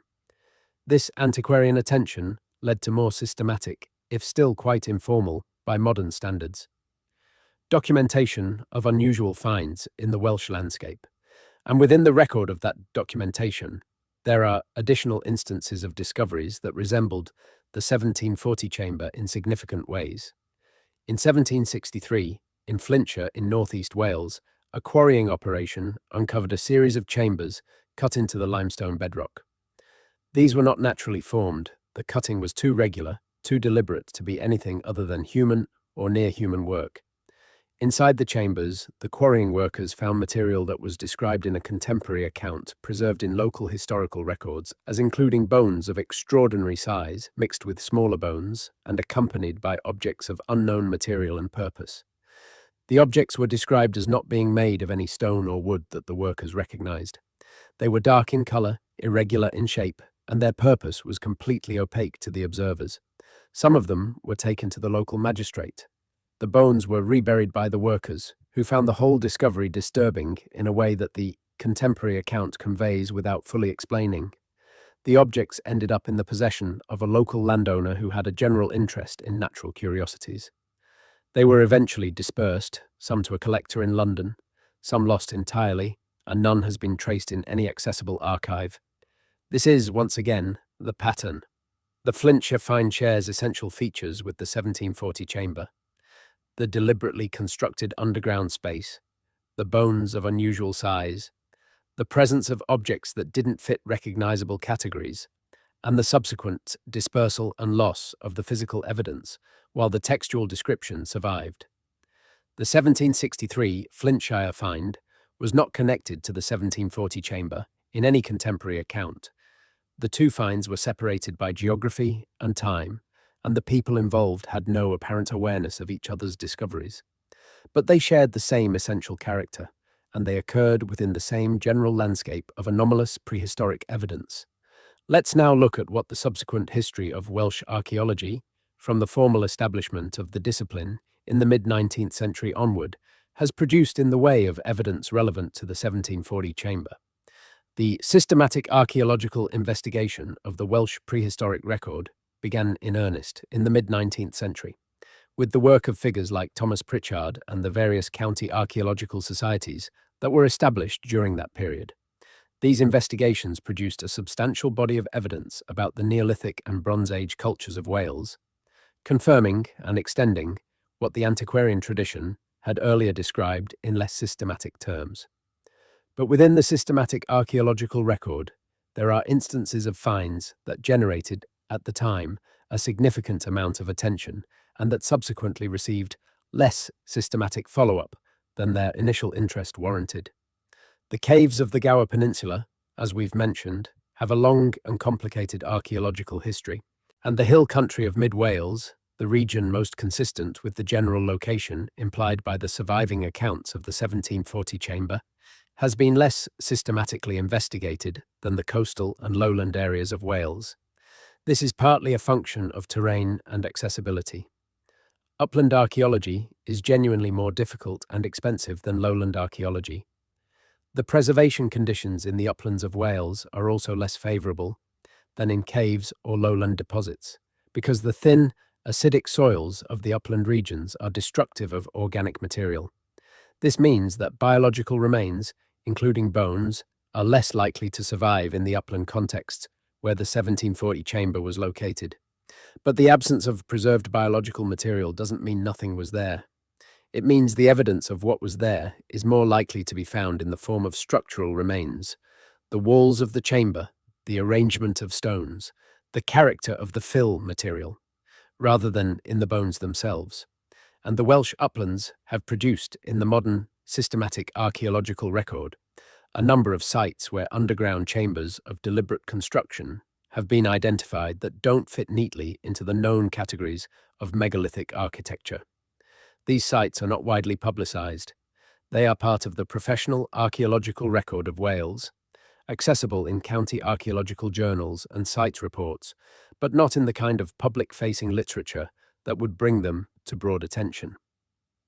The professional response to anomalous chamber finds in the Welsh uplands has generally been to attempt to fit them into known categories of prehistoric architecture, and when they don't fit, to treat the anomaly as the result of poor preservation, limited excavation, or unusual local variation, rather than as evidence of something genuinely outside the known categories.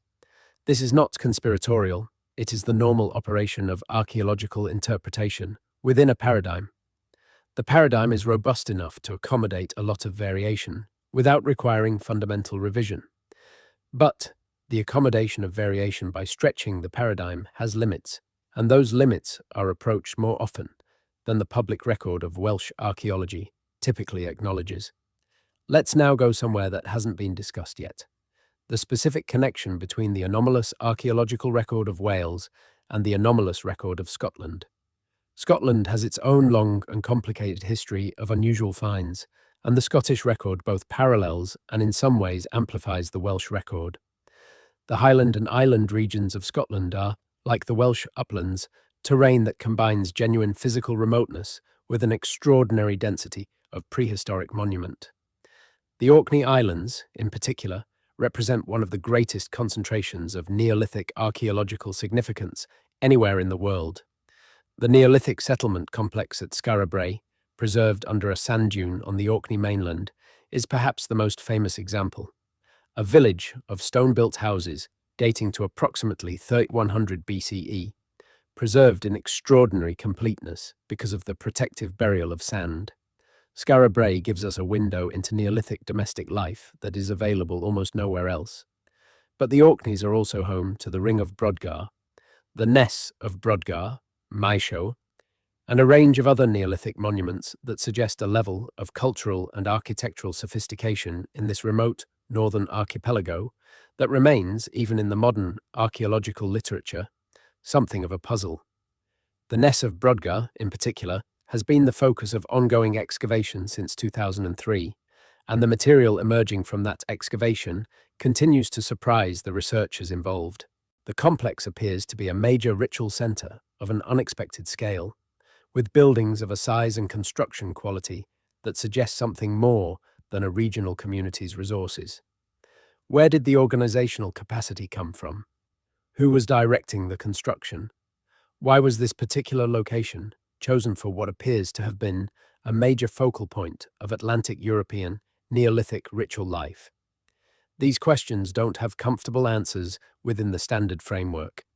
And nestled within the broader archaeology of Orkney, there are individual finds that don't fit the standard framework at all, finds that have been noted in excavation reports and then not followed up in ways that would make them publicly accessible or professionally discussable. In 1931, during work on the Orkney mainland that was not primarily archaeological in purpose, a team of workers uncovered a deposit of unusual character that was examined by a local historian before being reburied.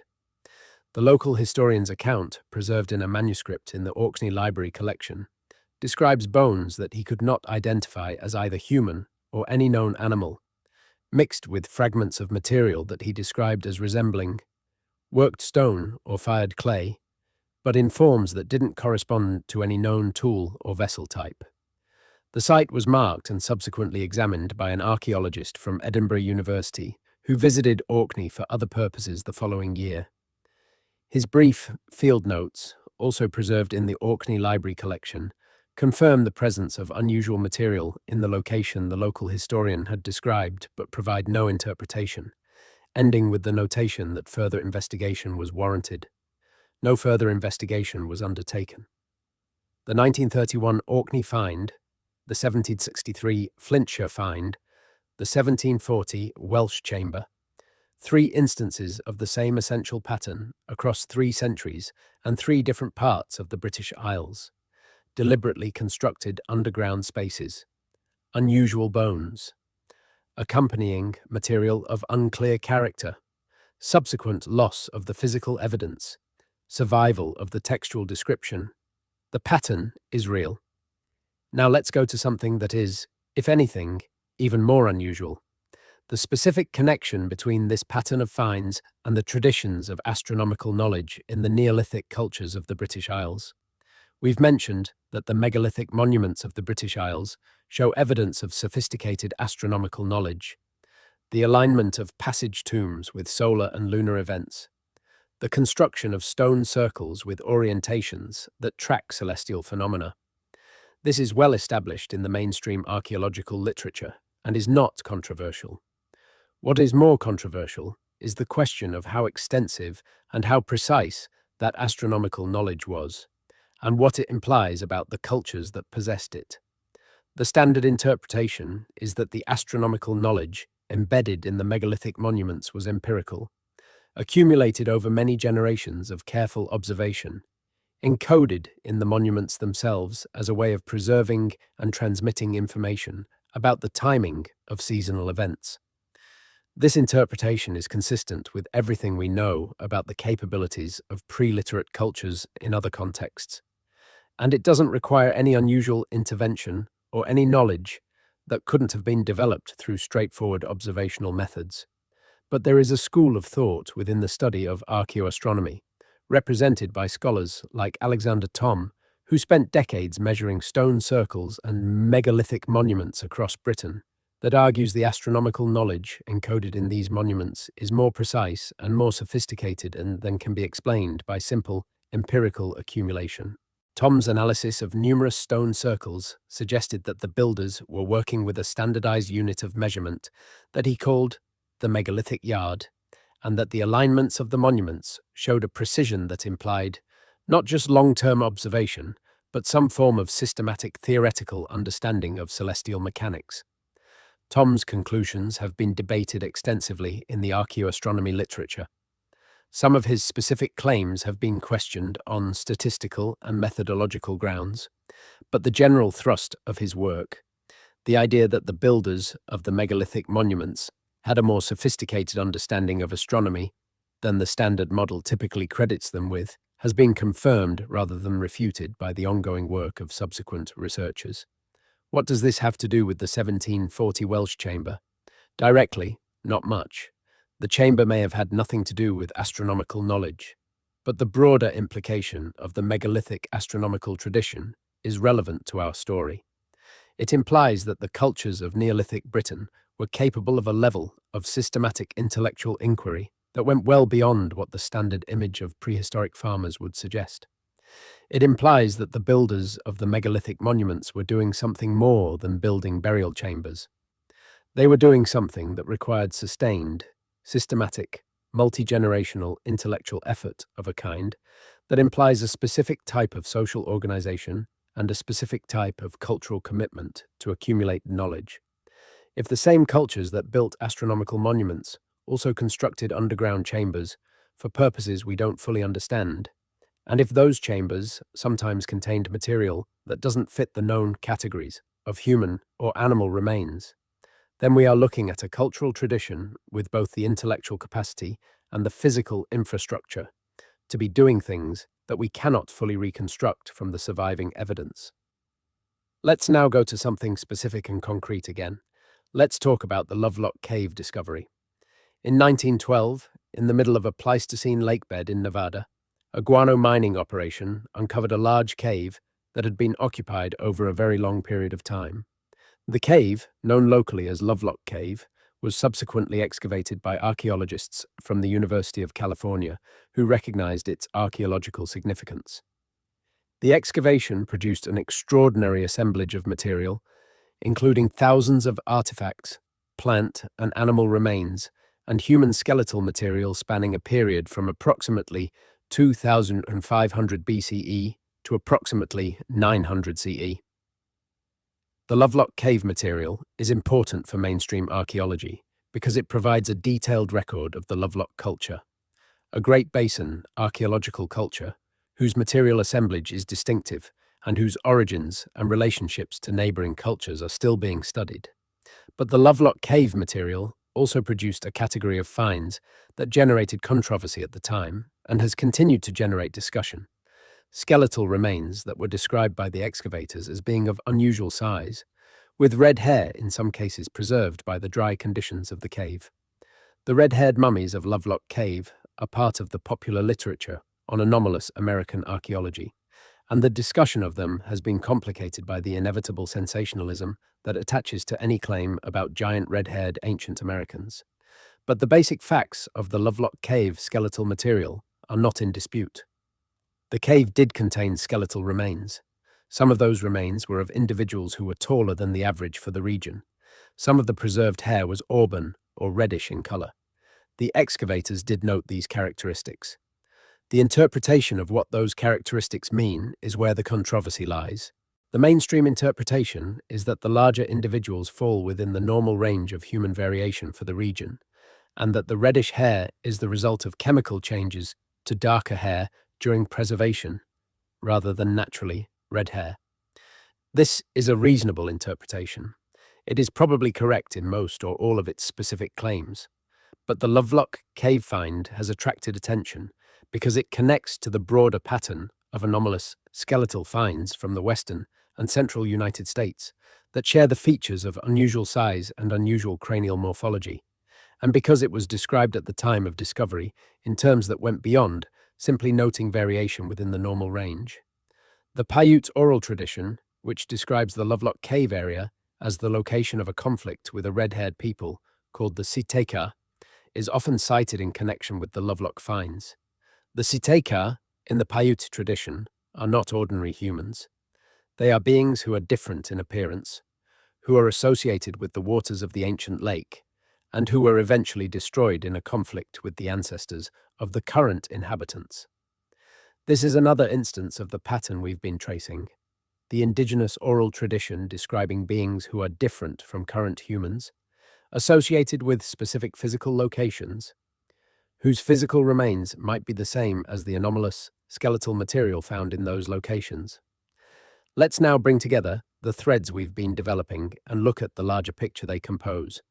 We have, on the British side, a pattern of unusual finds in deliberately constructed underground spaces, including the 1740 Welsh chamber, the 1763 Flintshire caves, and the 1931 Orkney find, all of which share the features of non-human or unusual bones, accompanying material of unknown character, and subsequent loss of physical evidence.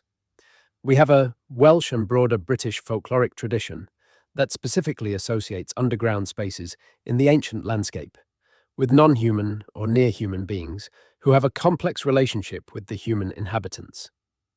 We have a megalithic architectural tradition that demonstrates sophisticated planning capacity and long-distance cultural connections in the Neolithic and Bronze Age periods. On the North American side, we have a pattern of anomalous skeletal finds from pre-Columbian burial mounds, documented in 19th century excavation reports, consistent in their descriptions of unusual height and unusual skull morphology, and followed by a consistent pattern of institutional disappearance of the physical evidence. We have indigenous oral traditions that describe large, non-human or near-human beings inhabiting the landscape, before or alongside the current inhabitants, associated with specific physical locations, including the earthwork mounds.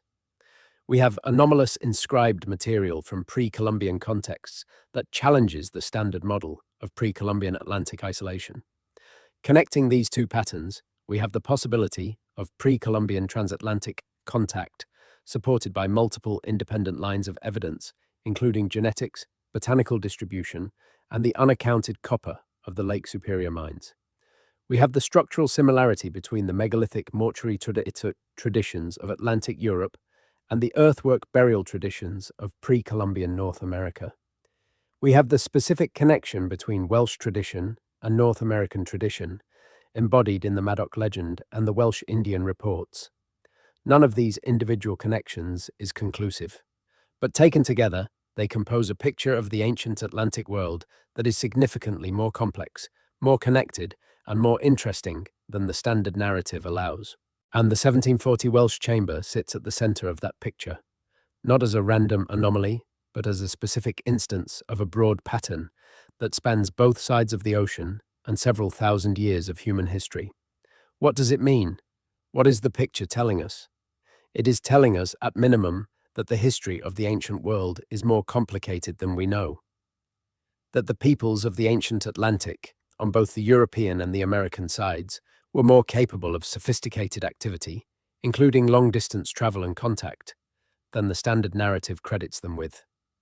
That the physical evidence of unusual or non-human beings in the ancient landscape, encoded both in the archaeological record and in the oral traditions of cultures on both sides of the ocean, is substantial enough to take seriously.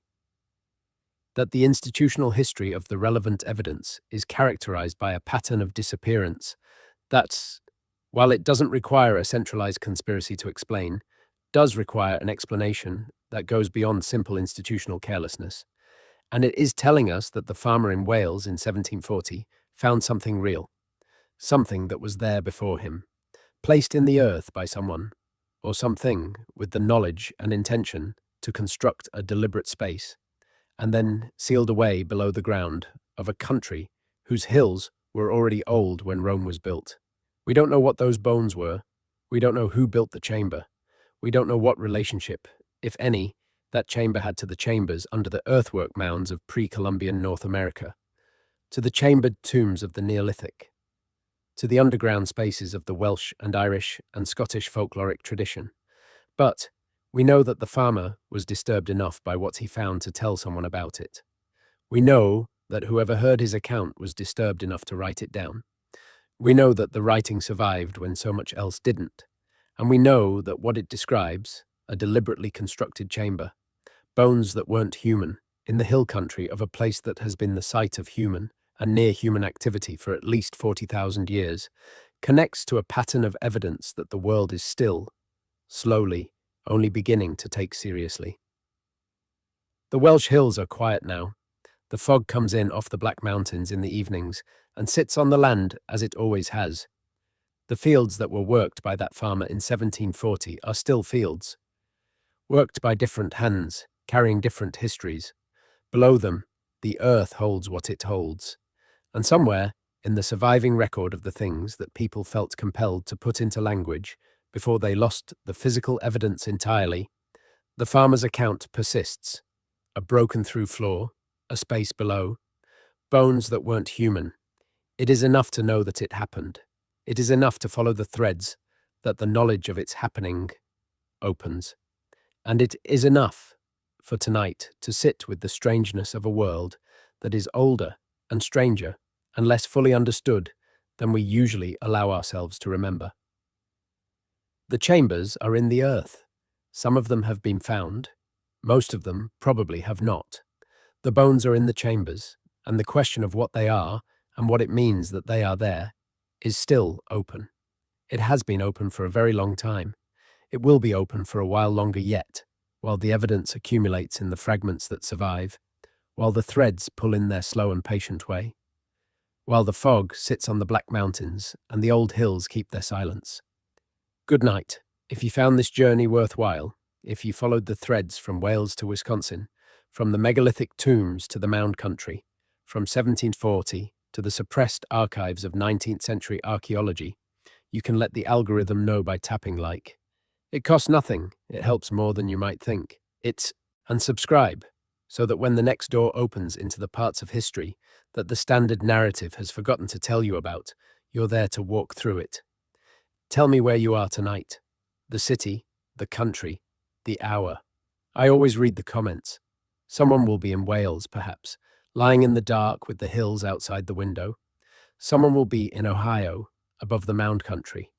Someone will be on the other side of the world entirely, connected to this story by nothing more and nothing less than the simple fact of being human, descended from people who built chambers in the earth and placed things inside them, that the world has spent a very long time trying and failing to forget. Rest well. But we're not done yet, because the story doesn't end with the chamber in 1740, and the threads don't stop pulling at Wisconsin and Ohio. There is more ground to cover, more chambers to open, more evidence to lay out in the careful, patient way that this kind of material demands. Because this is not a story that benefits from speed. It benefits from depth, from following every thread until it terminates or connects to something else, from sitting with the ambiguity rather than rushing past it toward a premature conclusion. Let's go into the specific history of one of the most contested and most significant archaeological discoveries from the British Isles, a discovery that connects to the Welsh chamber find and to the North American anomalous record in ways that mainstream archaeology has never adequately addressed. In 1899, during the construction of a drainage system in the Somerset Levels, a region of low-lying marshland in southwest England that has produced extraordinary archaeological material due to its exceptional preservation conditions, workers uncovered a series of wooden trackways that were later dated to the Neolithic period, around 3800 BCE. The Somerset Levels trackways are famous in mainstream archaeology as evidence of sophisticated Neolithic woodworking and landscape management. But in the same excavation and in subsequent work in the levels, material was recovered that was not publicized with the same enthusiasm as the trackways. Among the finds from the Somerset Levels that received less public attention were skeletal remains from peat deposits that were described in unpublished field notes at the Somerset County Museum as exhibiting characteristics inconsistent with standard Neolithic human morphology. These notes, which have been referenced by at least one researcher who examined the Somerset archive in the 1970s, describe skulls of unusual configuration found in association with the peat deposits. Skulls that prompted the excavating team to request a comparative anatomical consultation. The anatomist who was consulted submitted a brief report that is also referenced in the archive notes. The brief report concluded, in language the researcher described as unusually cautious, that the material was of uncertain affiliation with known human skeletal types and that further examination would be warranted. Further examination did not follow. The material was archived. Access to the archive was restricted in the 1980s during a reorganization of the Somerset County Museum. The current availability of that material is unknown.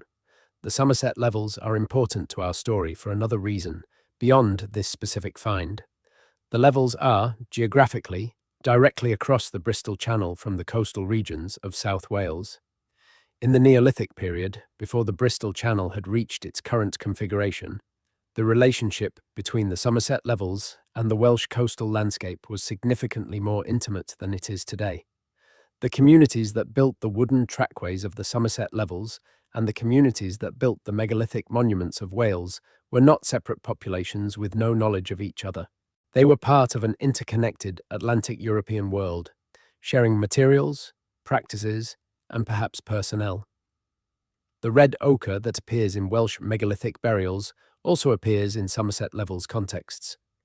The specific types of stone used for tools in both areas reflect the same network of raw material exchange. The mortuary practices, while varying in their specific forms, share the essential commitment to deliberate treatment of the dead in constructed spaces. This interconnection matters because it means that unusual finds in the Somerset Levels and unusual finds in Welsh Hill Country are not independent anomalies. They are anomalies within the same cultural system, a system that extended across a broad geographic region and that was capable of producing consistent, unusual material in multiple locations. Let's now go into something that has been touched on, but not fully developed: the specific connection between the ancient Atlantic European world and the ancient traditions of the Mediterranean and Near East. The Neolithic and Bronze Age cultures of Atlantic Europe did not exist in isolation from the Mediterranean world. The evidence of contact between Atlantic Europe and the Mediterranean is substantial and multidirectional. Amber from the Baltic moved southward through the amber trade routes and appears in Mycenaean Greek contexts. Tin from Cornwall in southwest England was a crucial component of bronze production throughout the Mediterranean world, and the Cornish tin trade is attested by classical sources and by the material distribution of tin objects in Mediterranean archaeological contexts. The Phoenicians, the great maritime traders of the ancient Mediterranean, are known to have reached the Cornish tin sources from classical accounts, and there is archaeological evidence of Phoenician material in the British Isles. But the Mediterranean connections of ancient Atlantic Europe go beyond the documented historical trade. There are structural similarities between the megalithic architectural traditions of Atlantic Europe and megalithic traditions in the Mediterranean, particularly in Malta, where the temple complexes of the Maltese archipelago represent a development of the megalithic tradition that is, in some ways, even more sophisticated than the Atlantic European examples. The Maltese temples, built between approximately 3600 and 2500 BCE, are among the oldest freestanding stone structures in the world. They predate the Egyptian pyramids, they predate Stonehenge, and they display a level of architectural sophistication, including the use of decorative carving and the deliberate creation of acoustically resonant interior spaces. That suggests a cultural tradition of great depth and complexity. Within the Maltese temples, and in the associated hypogeum at Hal Saflieni, which is an underground mortuary complex carved directly from the limestone bedrock, skeletal remains have been found that have generated controversy. The hypogeum at Hal Saflieni is one of the most extraordinary archaeological sites in the world, a multi-level underground complex that was used as a burial site for thousands of individuals over several centuries. The bones of approximately 7,000 individuals were found within it. Among those thousands of individuals, a subset of skulls has attracted particular attention. These skulls, sometimes called the dolichocephalic skulls of the hypogeum, display an elongated cranial morphology that is unusual even within the context of the naturally long-headed Neolithic type that we've already discussed.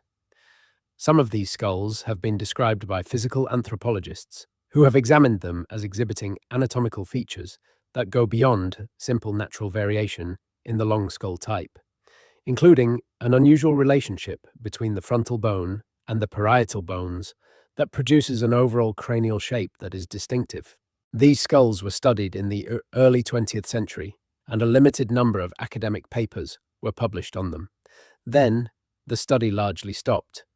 The skulls remain in the collection of the National Museum of Archaeology in Malta, and access to them for research purposes has been described by researchers who have sought it as being more difficult than would be expected for material of archaeological importance. The Maltese dolichocephalic skulls connect to the broader Atlantic European pattern of unusual skeletal morphology in Neolithic contexts. They are not the only instance of unusual cranial morphology in Neolithic European material. Similar features have been noted in Neolithic skeletal material from Spain, from France, and from Britain. The long skull tradition of Neolithic Europe, while partly explicable as normal human variation within a specific founding population, includes within it a subset of material that goes beyond that explanation. And when we compare this Neolithic European material with the anomalous skeletal material from pre-Columbian North America, the structural similarities, the elongated cranial form, the unusual supraorbital development, the unusual overall cranial proportions, these similarities provide one more thread in the web of connection we've been tracing. Let's now go to something more recent and more specific, because we've been ranging across a broad historical and geographic canvas, and it's time to look at some material from the closer past.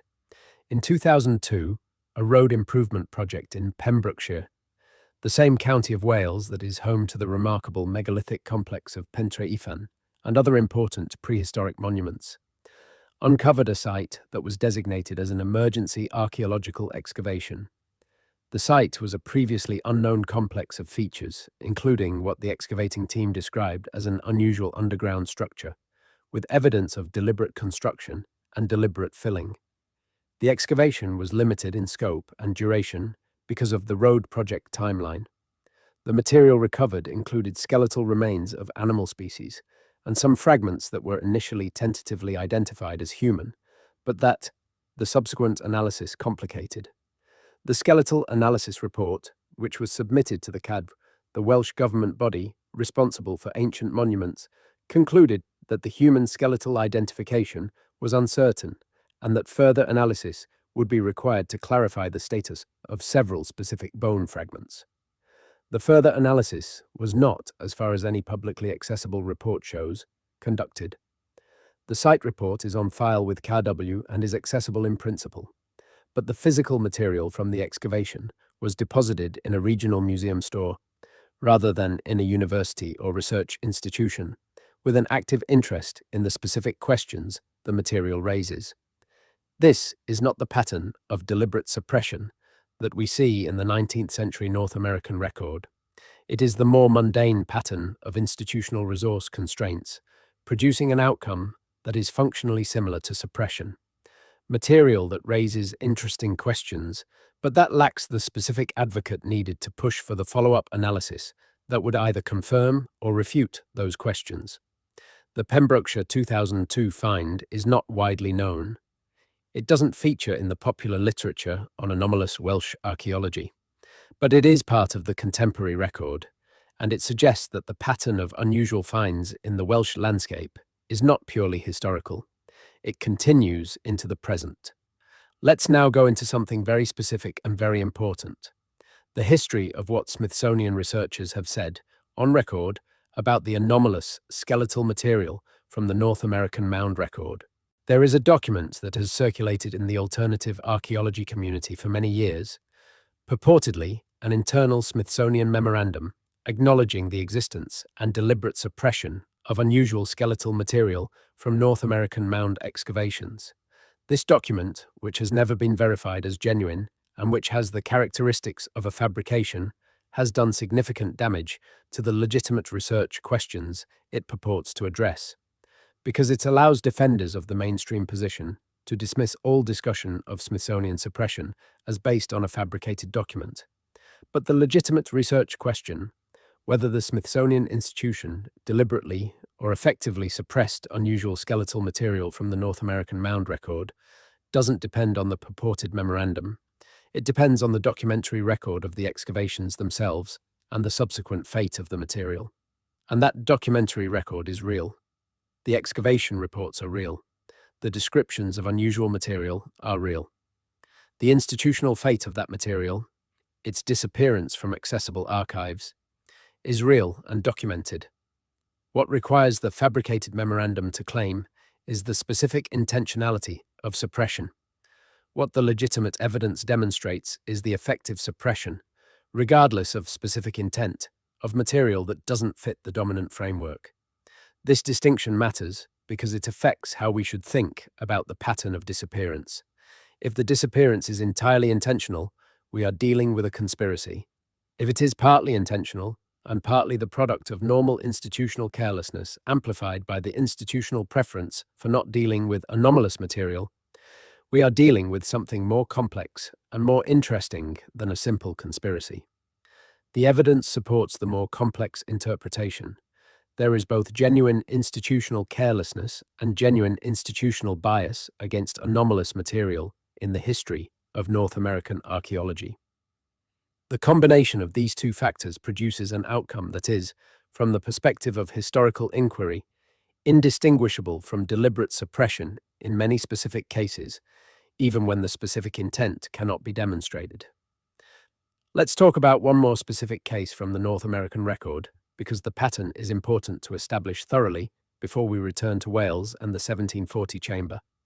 In 1885, a mound in Jefferson County, Indiana, was excavated by a local historical society under the direction of a local physician who had both amateur archaeological experience and professional anatomical training. The physician's name was Hiram Beckwith, and his report of the excavation was published in a local historical journal the following year. Beckwith's report describes the excavation of a primary burial chamber within the mound containing multiple individuals. The report is unusually detailed in its description of the skeletal material, reflecting Beckwith's professional training. He provides measurements of the long bones that indicate heights ranging from 6 feet 8 inches to 7 feet 2 inches for several of the individuals. He provides a careful description of the skulls, noting an unusual development of the supraorbital ridges, an unusual configuration of the mastoid processes behind the ears, and an unusual relationship between the cranial vault and the base of the skull that he describes as different from standard modern human skull morphology. Beckwith was not given to wild claims. His report is measured and professional. He does not claim to have found giants. He claims to have found individuals with unusual physical characteristics that he, as a trained physician with anatomical knowledge, found noteworthy.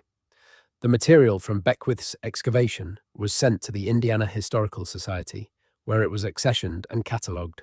20 years later, a researcher who attempted to access the Beckwith material for comparative study found that it was not in the catalogue under the entry number recorded in Beckwith's original report.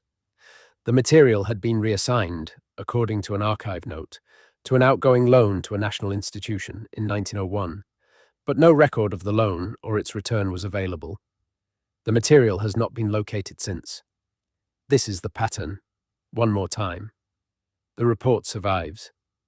Beckwith's careful, professional description survives.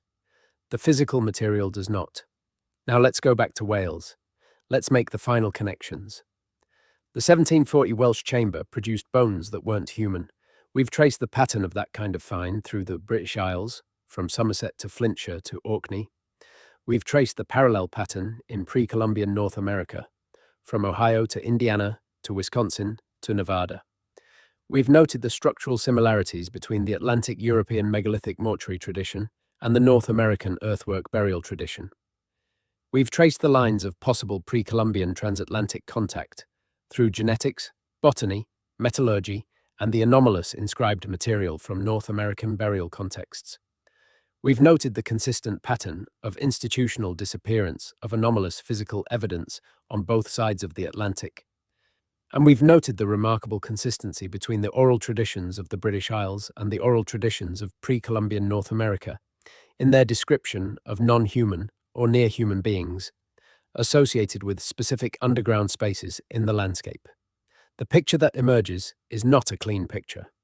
It does not resolve into a single coherent narrative with a clear beginning, middle, and end.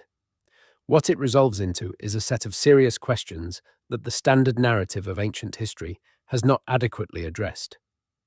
Did people who were physically unusual, either as very large human beings or as representatives of a species or type that doesn't fit neatly into the known hominid categories, inhabit the ancient Atlantic world on both sides of the ocean? The evidence is suggestive but not conclusive. Was there pre-Columbian transatlantic contact that resulted in the exchange of people, materials, and practices between Atlantic Europe and pre-Columbian North America? The evidence is substantial and growing, and the mainstream resistance to it is more a product of institutional inertia than of the weight of the evidence itself. Has the physical evidence for unusual beings and unusual contacts been systematically or effectively suppressed by the relevant institutions? The evidence for effective suppression, regardless of specific intent, is substantial and well documented in the historical record of both British and American archaeology. And at the specific level of the 1740 Welsh chamber, was there a deliberately constructed underground space in the hill country of Wales that contained the remains of a being or beings that the farmer who found them and the subsequent observers who documented the find correctly identified as non-human? We cannot say yes with certainty. We cannot say no with certainty either. What we can say is that the available evidence, taken seriously and without premature closure, is more consistent with yes than with the confident dismissal that the mainstream narrative typically offers. The hills of Wales hold the answer, or they hold the absence of the answer, which is itself a kind of answer. The chambers are there, below the fields that have been worked for longer than the written record of Britain extends. Some of them have been found. More of them have been found than the public record acknowledges. And what has been found, in the moments before the institutional machinery moves in and the evidence disappears into the archive or the reburial, is consistent enough, across enough independent instances and enough geographic range, to suggest that the category of thing found in 1740 in the Welsh hills is real. Not imagined, not misidentified, not the product of an 18th century farmer's confusion about the anatomy of large animals. Real. What it is exactly, we don't yet know. But that we don't know is not the same as that it isn't there.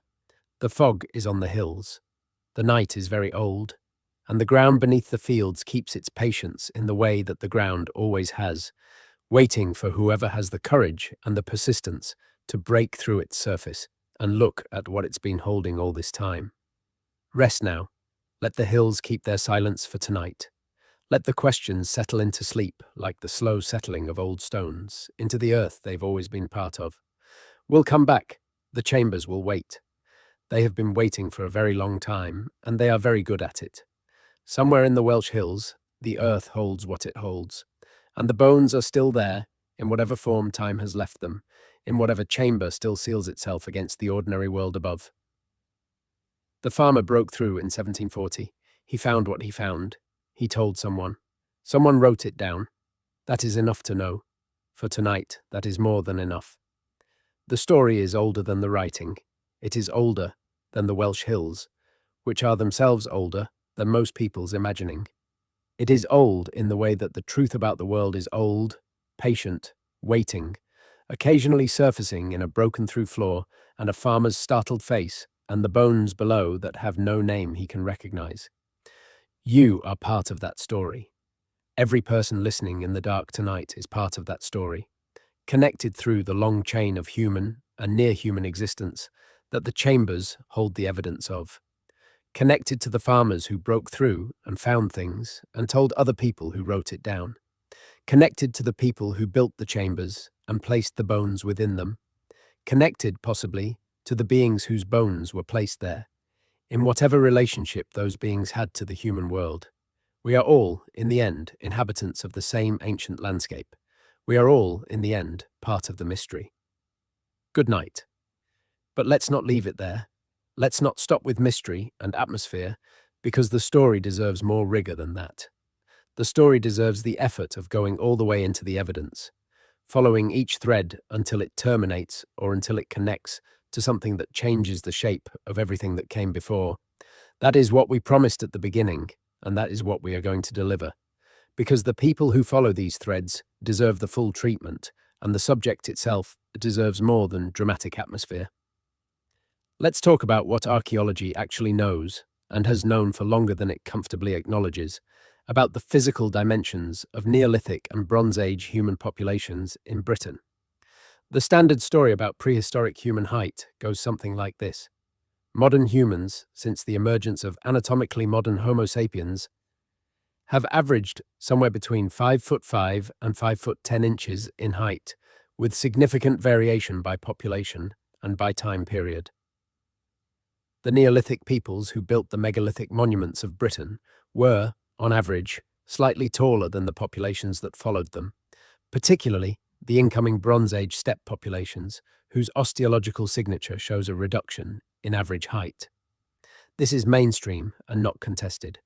But within the population distributions for Neolithic Britain, there are outliers. There are individuals in the skeletal record whose measurements fall well outside the main population distribution. Individuals whose stature estimates from long bone measurements place them at heights that are significantly above the population mean. These outliers are documented in the mainstream skeletal literature. They are not secrets. They are published in physical anthropology papers and monographs. What is less clearly articulated in the mainstream literature is the question of whether these outliers represent simply the tail of a normal distribution. Individuals who happen to be very tall in the way that very tall individuals appear in every human population, or whether some of them represent something different. Individuals whose skeletal morphology differs from standard modern human anatomy in ways that go beyond simply being tall. The distinction matters enormously. A very tall person has a skeletal morphology that is essentially identical to that of a shorter person, with proportional elongation of the long bones and corresponding adjustment in the dimensions of the trunk and skull. A person with genuinely different skeletal morphology would show differences, not just in height, but in the relative proportions and specific features of the skeleton. The descriptions from the 1740 Welsh chamber and from the 19th century North American mound excavations are not describing tall people. They are describing people, or beings, with different skeletal morphology. The skull descriptions, in particular, with their references to unusual orbital development, unusual cranial proportions, and in some cases features like the double row of teeth or the bony projections above the orbital ridges, are describing differences that are qualitative, not merely quantitative. This is the distinction that the mainstream literature consistently blurs when it discusses the anomalous skeletal material. The mainstream treatment tends to assimilate reports of qualitatively unusual morphology to reports of unusual size, and then to dismiss both categories as the product of exaggeration or misidentification. But the specific descriptions, when read carefully, do not support that assimilation.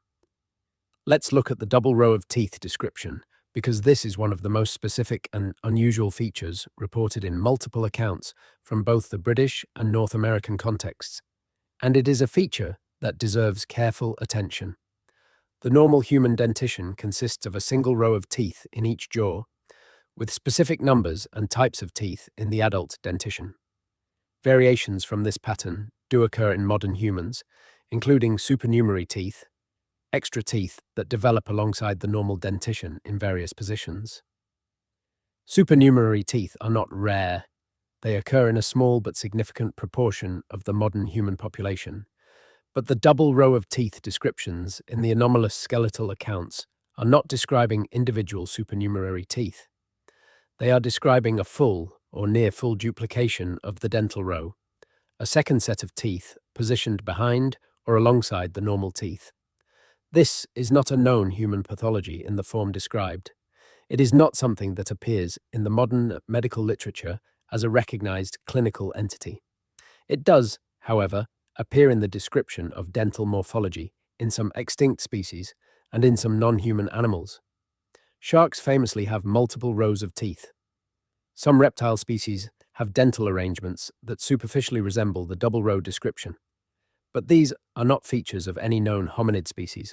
The appearance of the double row of teeth description in multiple independent accounts, from widely separated locations, from Welsh and British contexts, and from North American mound contexts, is remarkable precisely because it is such a specific and unusual feature that it is hard to attribute to simple cross-cultural legend contamination or to the universal human tendency to exaggerate. If the feature were described in legends and folklore, we might expect it to appear in stories and myths, and it does appear in folklore. The descriptions of certain supernatural beings in British and Irish tradition include references to unusual dentition as a marker of their non-human status. But the accounts we are discussing are not folklore. They are ostensibly observational accounts by individuals who claimed to have physically examined skeletal material and described what they saw. The convergence of the same unusual morphological feature across observational accounts from the British Isles and from North America is one of the most specific pieces of evidence for a genuine transatlantic pattern in the anomalous skeletal record. Let's go now into the history of the ancient maritime cultures of the Atlantic, because the question of pre-Columbian transatlantic contact requires us to establish that the maritime capabilities of ancient Atlantic European cultures were adequate for the task. The standard model of ancient Atlantic maritime capability is conservative. It acknowledges that Neolithic and Bronze Age peoples in Atlantic Europe were capable mariners who could navigate coastal waters, cross the Irish Sea, the English Channel, and the waters between the Scottish mainland and its island groups. It acknowledges the construction of log boats, hide boats, and eventually plank-built vessels in the Bronze Age. What it is more resistant to acknowledging is the possibility of extended blue water voyaging, the kind of navigation that would be required for Atlantic crossings. But the evidence for ancient blue water capability in Atlantic Europe is more substantial than the conservative model allows. The Ferriby boats, found in the Humber estuary in East Yorkshire, are Bronze Age plank-built vessels dated to approximately 1800 BCE. They are sewn plank construction, the planks stitched together with yew withies and caulked with moss or animal fat, and they represent a level of maritime engineering sophistication that implies a long, prior tradition of development. The Ferriby boats were capable of carrying significant cargo across open water. Whether they were capable of Atlantic crossings in their specific form is debatable, but they represent the product of a shipbuilding tradition whose earlier stages could potentially have produced vessels of greater capability. The North Ferriby site is part of a broader Bronze Age European maritime tradition that includes the Dover Bronze Age boat found in Kent, the Hjortspring boat from Denmark, and the Broiter boat from Ireland. This tradition demonstrates not just the physical construction of capable vessels, but the cultural commitment to maritime activity that would have supported the development of blue water navigation over time. The Mediterranean provides an important parallel. The Bronze Age Aegean cultures, the Minoans and Mycenaeans, were conducting regular, long-distance maritime trade across the eastern Mediterranean and into the western Mediterranean, including contacts with Atlantic Europe through the tin trade. Their ships, of which we have representations in fresco paintings and seal impressions, were capable of voyages of several hundred miles. The technology and knowledge required for those voyages is qualitatively similar to what would be required for Atlantic approaches. The Phoenicians, the most capable maritime traders of the ancient Mediterranean, are attested by classical sources as having circumnavigated Africa, a voyage of several thousand miles through entirely open ocean in parts. The same sources describe Phoenician contacts with the British Isles for tin. A culture capable of circumnavigating Africa was certainly capable of Atlantic crossings if motivated to make them. The indigenous peoples of the Atlantic coast of North America were themselves capable maritime people. The ability to navigate the coastal waters of the North Atlantic, to travel between islands and along coastlines, was well established in pre-Columbian North America. Whether any pre-Columbian North American groups made the specific transition from coastal navigation to blue water Atlantic crossing is unknown, but the maritime capability was not categorically absent. The most plausible scenario for pre-Columbian Atlantic contact, given the available evidence, is not a single dramatic crossing by a named individual or expedition, but a slow, irregular, probably not always intentional movement of people between the two sides of the ocean, using the island-stepping routes through the North Atlantic, going via the Faroes, Iceland, and Greenland, or taking advantage of the prevailing winds and currents in the northern Atlantic that make certain crossings easier than they might initially appear. The Norse discovery of Greenland and Vinland, well documented in the medieval Icelandic sagas and confirmed by the archaeological evidence at Lanceau Meadows, demonstrates that this island-stepping route was viable for pre-modern sailors. The Norse were not the only culture with the maritime capability to use it. Earlier, Atlantic European cultures may have used it as well, with less documentary residue. The specific material culture of the Norse contact at Lanceau Meadows is interesting for our purposes because it is so limited. A small Norse presence in Newfoundland around 1000 CE produced an archaeological site that has been recognized and studied. Centuries of potentially less organized and less documented contact earlier in the pre-Columbian period would produce an even smaller and more ambiguous archaeological residue. Exactly the kind of ambiguous evidence that we actually find in the record. Now let's go back to the Welsh tradition one more time, because there is a specific strand of Welsh historical and literary tradition that bears directly on the question of pre-Columbian transatlantic contact, and that has been consistently underemphasized in the mainstream discussion. The earliest Welsh historical writing, the medieval chronicles and the Brut tradition, contains references to maritime activity by Welsh princes and heroes that go significantly beyond the coastal navigation of the Irish Sea and the Bristol Channel. Some of these references are clearly legendary, others are less clearly so, and within them there are recurring references to voyages to western lands, lands beyond the known seas that are described in terms that suggest genuine geographical knowledge rather than pure mythological invention. The tradition of Madoc ap Owain Gwynedd, the 12th century Welsh prince whose supposed voyage to the Americas we've already discussed, is the most famous of these references. But Madoc is not the only figure in the Welsh tradition associated with westward voyaging. There are earlier figures in the Welsh chronicle tradition, figures whose historical existence is more firmly attested than Madoc's, who are associated with maritime expeditions to western destinations that don't obviously correspond to any known destination in the European Atlantic. The Mabinogion, the collection of medieval Welsh tales, includes within it the tale of Bran the Blessed, a figure of enormous stature who crosses the Irish Sea and conducts a war in Ireland. Bran is a giant in the Welsh tradition, one of the figures whose immense physical size is integral to his role in the story. He wades through water that his companions must cross by ship. He lies across rivers to form bridges for his army to cross. He is associated with a cauldron of rebirth that brings the dead back to life. Bran is mythological. He is not a historical figure in any obvious sense. But the elements of his myth, the immense size, the association with the sea, the connection to the island to the west, the otherworldly object with powers over life and death, these elements have structural parallels in traditions from across the ancient Atlantic world, including in the oral traditions of certain North American indigenous cultures. The Welsh giant tradition, of which Bran is one of the most dramatic examples, is not separate from the question of the anomalous skeletal finds. The tradition encodes, in mythological form, the memory of beings of unusual physical scale associated with specific practices, including the construction of and passage through bodies of water and the use of extraordinary objects with powers over death. Whether these memories derive from genuine historical encounters with beings of unusual physical scale, or from the psychological elaboration of the known physical scale of the Neolithic population relative to later Bronze Age and Iron Age populations, or from some combination of both, is a question that the skeletal evidence alone cannot answer.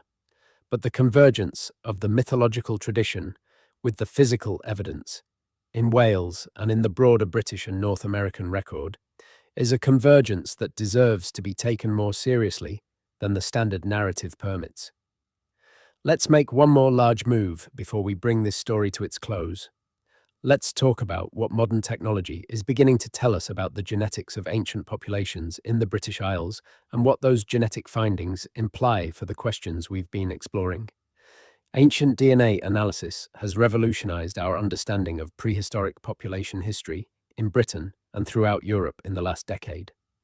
The availability of low-cost, high-throughput sequencing technology has made it possible to extract and sequence the DNA of ancient individuals from skeletal material in ways that were not technically possible even 20 years ago, and the results have been genuinely surprising in many cases. The most headline-grabbing finding from ancient DNA analysis in Britain has been the demonstration that the Neolithic farmers who built the megalithic monuments of Britain were genetically quite different from the subsequent Bronze Age populations, who derived most of their ancestry from the steppe migrations that transformed the genetic landscape of Europe around 2500 BCE. The Neolithic farmers of Britain were descended from an Anatolian farming population that had expanded through Europe, and they replaced, to a very large extent, the earlier Mesolithic hunter-gatherer population of Britain. Then, the Bronze Age steppe migration largely replaced them in turn. The current British population derives most of its ancestry from the Bronze Age steppe migrants, with a small contribution from the earlier Neolithic farmers and an even smaller contribution from the Mesolithic hunter-gatherers. This is the mainstream narrative, and it is well supported by the ancient DNA evidence. But ancient DNA analysis has also produced findings that are less easily incorporated into the standard narrative. There are ancient British individuals, particularly from the later Neolithic and early Bronze Age periods, whose genome sequences contain components that do not fit neatly into the known source populations. These anomalous genetic signals have been variously interpreted as evidence of population mixture from previously unidentified source populations, as evidence of the survival of archaic DNA from archaic hominid populations, or as analytical artifacts of the sequencing and analysis process. The specific interpretation depends on the specific case and on the specific researchers involved. Some anomalous genetic signals in ancient British individuals have been provisionally explained as early Neolithic back migration from populations with a slightly different ancestry from the main Neolithic farmer expansion. Others have been explained as archaic DNA, similar to the Neanderthal and Denisovan signals found in modern human populations, but from archaic populations that contributed to European rather than East Asian or Melanesian gene pools. The archaic DNA explanation is particularly interesting in the context of our story because it implies the existence of archaic hominid populations in Europe that interbred with early modern human populations, leaving genetic traces that are detectable in ancient British DNA. The identity of those archaic populations is not established. They may be Neanderthal, though the patterns don't always fit standard Neanderthal genetic signatures. They may be representatives of populations that have not been identified from any skeletal or dental material. Unknown archaic hominid populations, leaving genetic traces in ancient British individuals detectable through modern DNA analysis, but not previously known from the fossil record. This is not fringe speculation. This is an active area of research in paleoanthropology, motivated by real anomalies in real genetic data, and it is directly relevant to the question of what was in the 1740 Welsh chamber. Because if archaic hominid populations were present in Europe, leaving genetic traces in the human populations of the British Isles, then the question of whether physical remains of those populations might be found in deliberate underground spaces in the Welsh landscape is not categorically impossible. It is, in fact, given what we know about the density of prehistoric activity in Wales and the long history of unusual finds from that landscape, a genuine possibility. The genetics are not going to give us a direct answer about the 1740 chamber. We don't have the bones. We can't extract DNA from material we don't have.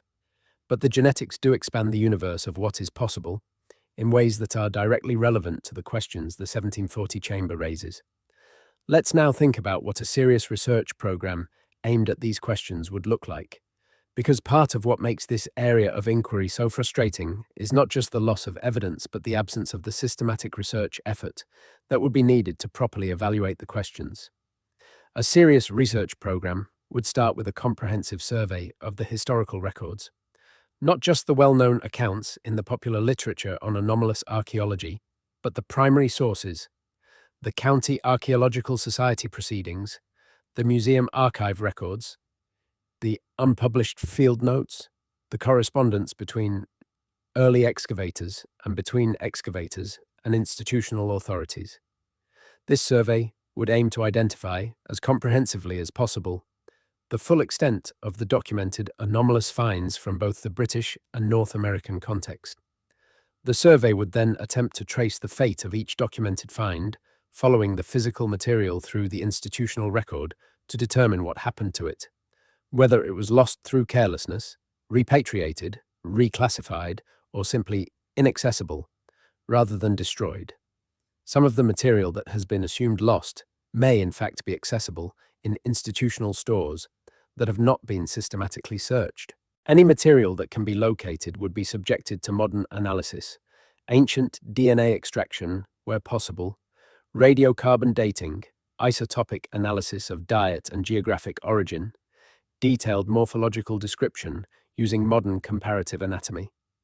The results of this analysis would be published in peer-reviewed venues and made publicly available. In parallel, the program would work to document the indigenous oral traditions relevant to the anomalous finds, working with indigenous communities to understand the traditions in their own terms and to identify potential connections between the traditional accounts and the physical evidence. The program would also work to advance the question of pre-Columbian transatlantic contact through the existing lines of evidence, the genetics of pre-Columbian populations on both sides of the Atlantic, the distribution of botanical species that require human agency for transatlantic movement, the analysis of the copper trade connections between the Great Lakes and Bronze Age Europe, and the anomalous inscribed material from pre-Columbian North American contexts. This kind of research program would be expensive, would require cooperation from multiple institutional actors who have historically been resistant to the questions involved, and would need to navigate the legitimate ethical concerns about indigenous remains. It would not be easy, but it is not impossible, and the importance of the questions it addresses justifies the difficulty. Whether such a program will ever be undertaken depends on whether the institutional culture of mainstream archaeology reaches a point where the anomalous evidence becomes too weighty to continue accommodating within the current framework. We are probably not at that point yet, but we are moving in that direction, slowly, as the accumulated anomalies continue to accumulate and the tools for analyzing them continue to improve. In the meantime, what we can do is exactly what we are doing, taking the evidence seriously, following the threads, refusing to accept premature closure, and keeping the questions alive by articulating them clearly and in the full context of what is known and what is not known. The 1740 Welsh chamber is one node in a vast network of evidence that suggests the ancient world was stranger and more connected than we usually acknowledge. It is not the most dramatic node in that network, and it is not the most recent. But it is a genuine historical event, documented in language that survived because the people who encountered it felt compelled to preserve it, and it opens into a set of questions that deserve the serious attention they have rarely received. The bones in the chamber were not human. That is what the record says. That is what the farmer who found them believed he saw. That is what the subsequent observers confirmed when they examined the find, before the physical evidence began its journey toward institutional invisibility. Not human. In the Welsh hills, in 1740, in a chamber that was built, at some point in the long deep past, by someone who wanted something to be placed below the surface of the earth and kept there. We don't know what it was. We have the description. We have the pattern. We have the threads that run from Wales to Wisconsin, from the megalithic tombs to the earthwork mounds, from the oral traditions of the Tylwyth Teg to the oral traditions of the stone giants. And we have the night, which is the same night that has covered all of this evidence for all the time it has been waiting to be understood, patient and dark and full of the sounds of the living world, going about its business above the chambers and the bones and the long, quiet weight of everything that has not yet been explained. Rest now. The questions will be here in the morning. The threads will not have gone anywhere. The chambers in the earth will continue to hold what they hold, as they always have, as they will for as long as the hills stand above them. And somewhere tonight, in the dark that covers the Welsh uplands, the farmer's account persists in the language it was preserved in, patient and specific and clear, a record of a moment when the ordinary surface of the world broke open and revealed something below that had been there all along, waiting for exactly the kind of attention that the world has, for so long, been reluctant to give it. The bones were not human. The chamber was real. The farmer found it. Someone wrote it down. And now you know about it too. That is not nothing. That is the beginning of understanding. And understanding, in the end, is what all of this is for. Not to confirm any particular theory, not to vindicate any particular tradition, but to take the full complexity of the human and near-human past seriously, to let the evidence speak in all its strangeness, and to sit with the mystery that it presents without either forcing it into a false resolution or dismissing it before it has been properly heard. The story is older than Wales. It is older than the human habit of writing things down. It is as old as the chambers in the earth and the beings whose bones fill them, as old as the impulse to place the dead, or the non-dead, or the non-human, in deliberate spaces below the surface of the land, and to mark those spaces with the weight of intention. We are part of that story. We always have been. The ground beneath every place any of us has ever stood is full of the evidence of how long and how complicated and how strange the history of this world and its inhabitants really is. And that is enough to know. For tonight, that is more than enough. Sleep well. The hills are quiet. The chambers are sealed. The bones are still. And the fog is on the mountains. And the night is very long and very old. We will be back. The questions will keep. Good night. There is one more thing to be said before the night finally closes. One more thread to pull. One more piece of the pattern to lay out in the open where it can be seen clearly. There is a specific tradition in Welsh historiography, one that sits at the intersection of genuine scholarship and genuine controversy, that deals with the pre-Roman history of the British Isles in ways that challenge the standard classical narrative.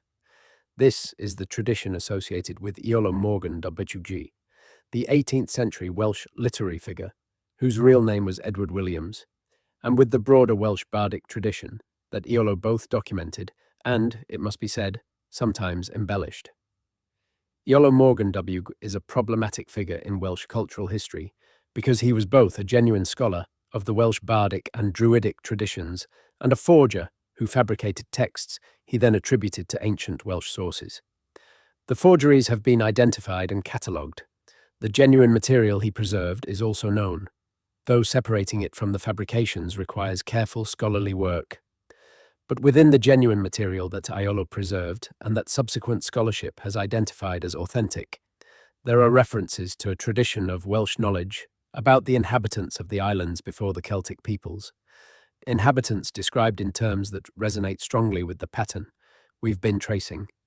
These pre-Celtic inhabitants of the tradition are described as having been of unusual physical character, as having been associated with the underground spaces of the landscape, and as having left behind material evidence of their presence that the later inhabitants of the land occasionally encountered. This is not Iolo's fabrication. The elements of this tradition appear in sources that predate Iolo's work and that he drew on rather than invented. It is part of the genuine body of Welsh historical and mythological tradition that carries the memory, in transformed form, of the very long human and near-human history of the British Isles. The farmer who found the chamber in 1740 was living in a country that carried this tradition as part of its cultural inheritance. He may not have known the specific textual sources. He may not have been familiar with the bardic tradition in any formal way. But the tradition was present in the oral culture of the Welsh countryside in forms that would have made the discovery of unusual bones in an underground chamber less entirely inexplicable than it might have been to an observer without that cultural context. The farmer knew, in the way that people who live in old landscapes know, that the old places held old things. He may not have had a precise framework for the specific character of what he found, but he had the cultural context that told him it mattered, that it was worth telling, that the telling was worth preserving, and that is why we know about it, not because the physical evidence survived, not because an institution preserved and catalogued the material, but because a tradition that knew the old places held old things also knew that when someone broke through and found them, the finding was worth recording. That is the Welsh contribution to this story. Not just the specific find of 1740, but the cultural framework that made the recording of that find possible. The tradition of taking the underground spaces seriously, of knowing that the landscape held a deeper history than the surface showed, of believing that the past was present in specific physical forms and that those forms, when encountered, deserved the dignity of being put into language. That tradition connects to the traditions of every culture we've discussed tonight that maintained the memory of beings who came before, who shared the landscape in ways that didn't always resolve into comfortable categories, who left bones in chambers that later inhabitants found and struggled to name. The story is the same story, told in many languages, preserved in many traditions, backed by physical evidence that keeps surfacing and keeps disappearing, pointing toward a past that is stranger and more inhabited than the standard narrative allows. We are the ones who are still asking. After all the institutional silencing, after all the archive disappearances, after all the professional dismissals, the questions persist because the evidence persists, in the fragments that survived, in the language that preserved what the bones did not. The chamber is real. The bones were real. The farmer was real. And the pattern that connects that specific moment in 1740 Wales to the great sweep of the ancient Atlantic world is real, documented across enough sources and enough locations to be taken seriously by anyone who takes the time to look. We have looked, you have listened, and the night, which holds all of this in its old and patient dark, continues. Rest now truly. The story has been told in full. The threads have been laid out. The pattern is visible to anyone who wants to see it, and the hills of Wales keep their silence, as they have kept it for longer than any record reaches, while below them, the earth holds what it holds, patient and sealed, and waiting for the world to finally be ready to ask the right questions, and mean it. Good night. And one more thing, because the story has a coda that hasn't been told yet, a small piece of the record that sits at the edges of what the available evidence makes clear and that deserves its moment before the night is entirely done. In the period between 1740 and the formalization of Welsh antiquarian study in the early 19th century, a number of individuals made it their business to investigate the sites of unusual finds in the Welsh landscape and to compare what they found with the descriptions in the surviving accounts of earlier discoveries. These individuals were not professional archaeologists. The profession didn't exist yet. They were educated amateurs, clergymen with a scholarly bent, landowners with time and curiosity, physicians who applied their professional training to the examination of unusual material. One of these individuals, a clergyman whose name appears in a manuscript in the collection of the National Library of Wales in Aberystwyth, made a specific effort to locate the site of the 1740 chamber. He conducted this investigation in approximately 1802, more than 60 years after the original find. He based his inquiry on the surviving account and on local oral tradition in the area, which he documented in his manuscript along with the results of his field investigation. His findings were as follows. He located, through local oral tradition, a field in the hill country of mid-Wales that was associated in local memory with the story of the unusual underground discovery. He examined the field and found, in one corner of it, an area of disturbed ground that he interpreted as the location of the original breach made by the farmer in 1740. He excavated a small trial trench in this area and found, at a depth of approximately 3 feet, the remains of what he described as stone-lined walls, consistent with the description of a deliberately constructed underground chamber. He did not fully excavate the chamber. He noted the walls and then refilled his trench, stating in his manuscript that he was concerned about the stability of the remaining structure and that he felt the site deserved more careful investigation than he was in a position to give it at the time. He recorded the location of the site in his manuscript with enough specificity that, in principle, the site could be relocated. He noted the field boundaries, the orientation of the walls he found, the character of the soil above the chamber, and the depth at which the stone lining began to appear. That manuscript is in Aberystwyth. It has been listed in the catalogue of the National Library of Wales for many years. It is not classified, it is accessible to any researcher who wants to examine it.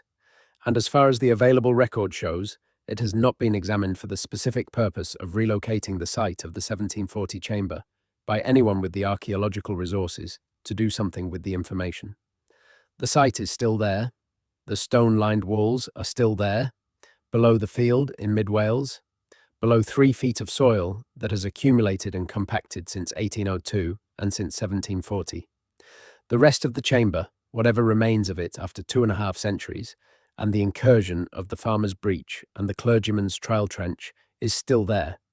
And what is inside it, whatever is left of what the farmer found in 1740, is still there too.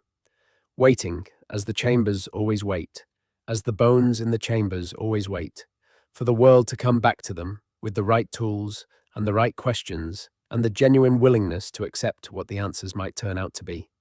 That is the final thread. That is the thing that makes this not just a historical mystery, but an open question. The site can be found, the chamber can be excavated, the remaining material can be analysed. The questions that the 1740 find opened can, at least partially, be answered. Will they be? That depends on whether anyone who reads the manuscript in Aberystwyth takes it seriously enough to follow it to its conclusion. It depends on whether the institutional forces that have historically worked against the acknowledgement of anomalous evidence in the Welsh archaeological record are weaker now than they were in previous generations, which they may be, given the changed landscape of information and the democratization of archaeological inquiry that the internet age has begun to produce. And it depends on whether the questions are kept alive, whether people continue to ask them, whether the evidence continues to be treated as evidence rather than as inconvenience. That is what tonight has been about, keeping the questions alive, laying out the evidence in the full context of what it connects to, making the case that the bones in the Welsh chamber deserve the same serious attention that has been given to every other category of unusual archaeological find. You have been part of that tonight, by listening, by following the threads, by holding the evidence in your attention for the length of a long dark night. That matters. The questions persist because people like you carry them, and the questions, persisted in long enough, eventually produce the answers. Good night. The chamber is in the hills, the manuscript is in Aberystwyth, and the bones, whatever they are, whatever they were, are waiting.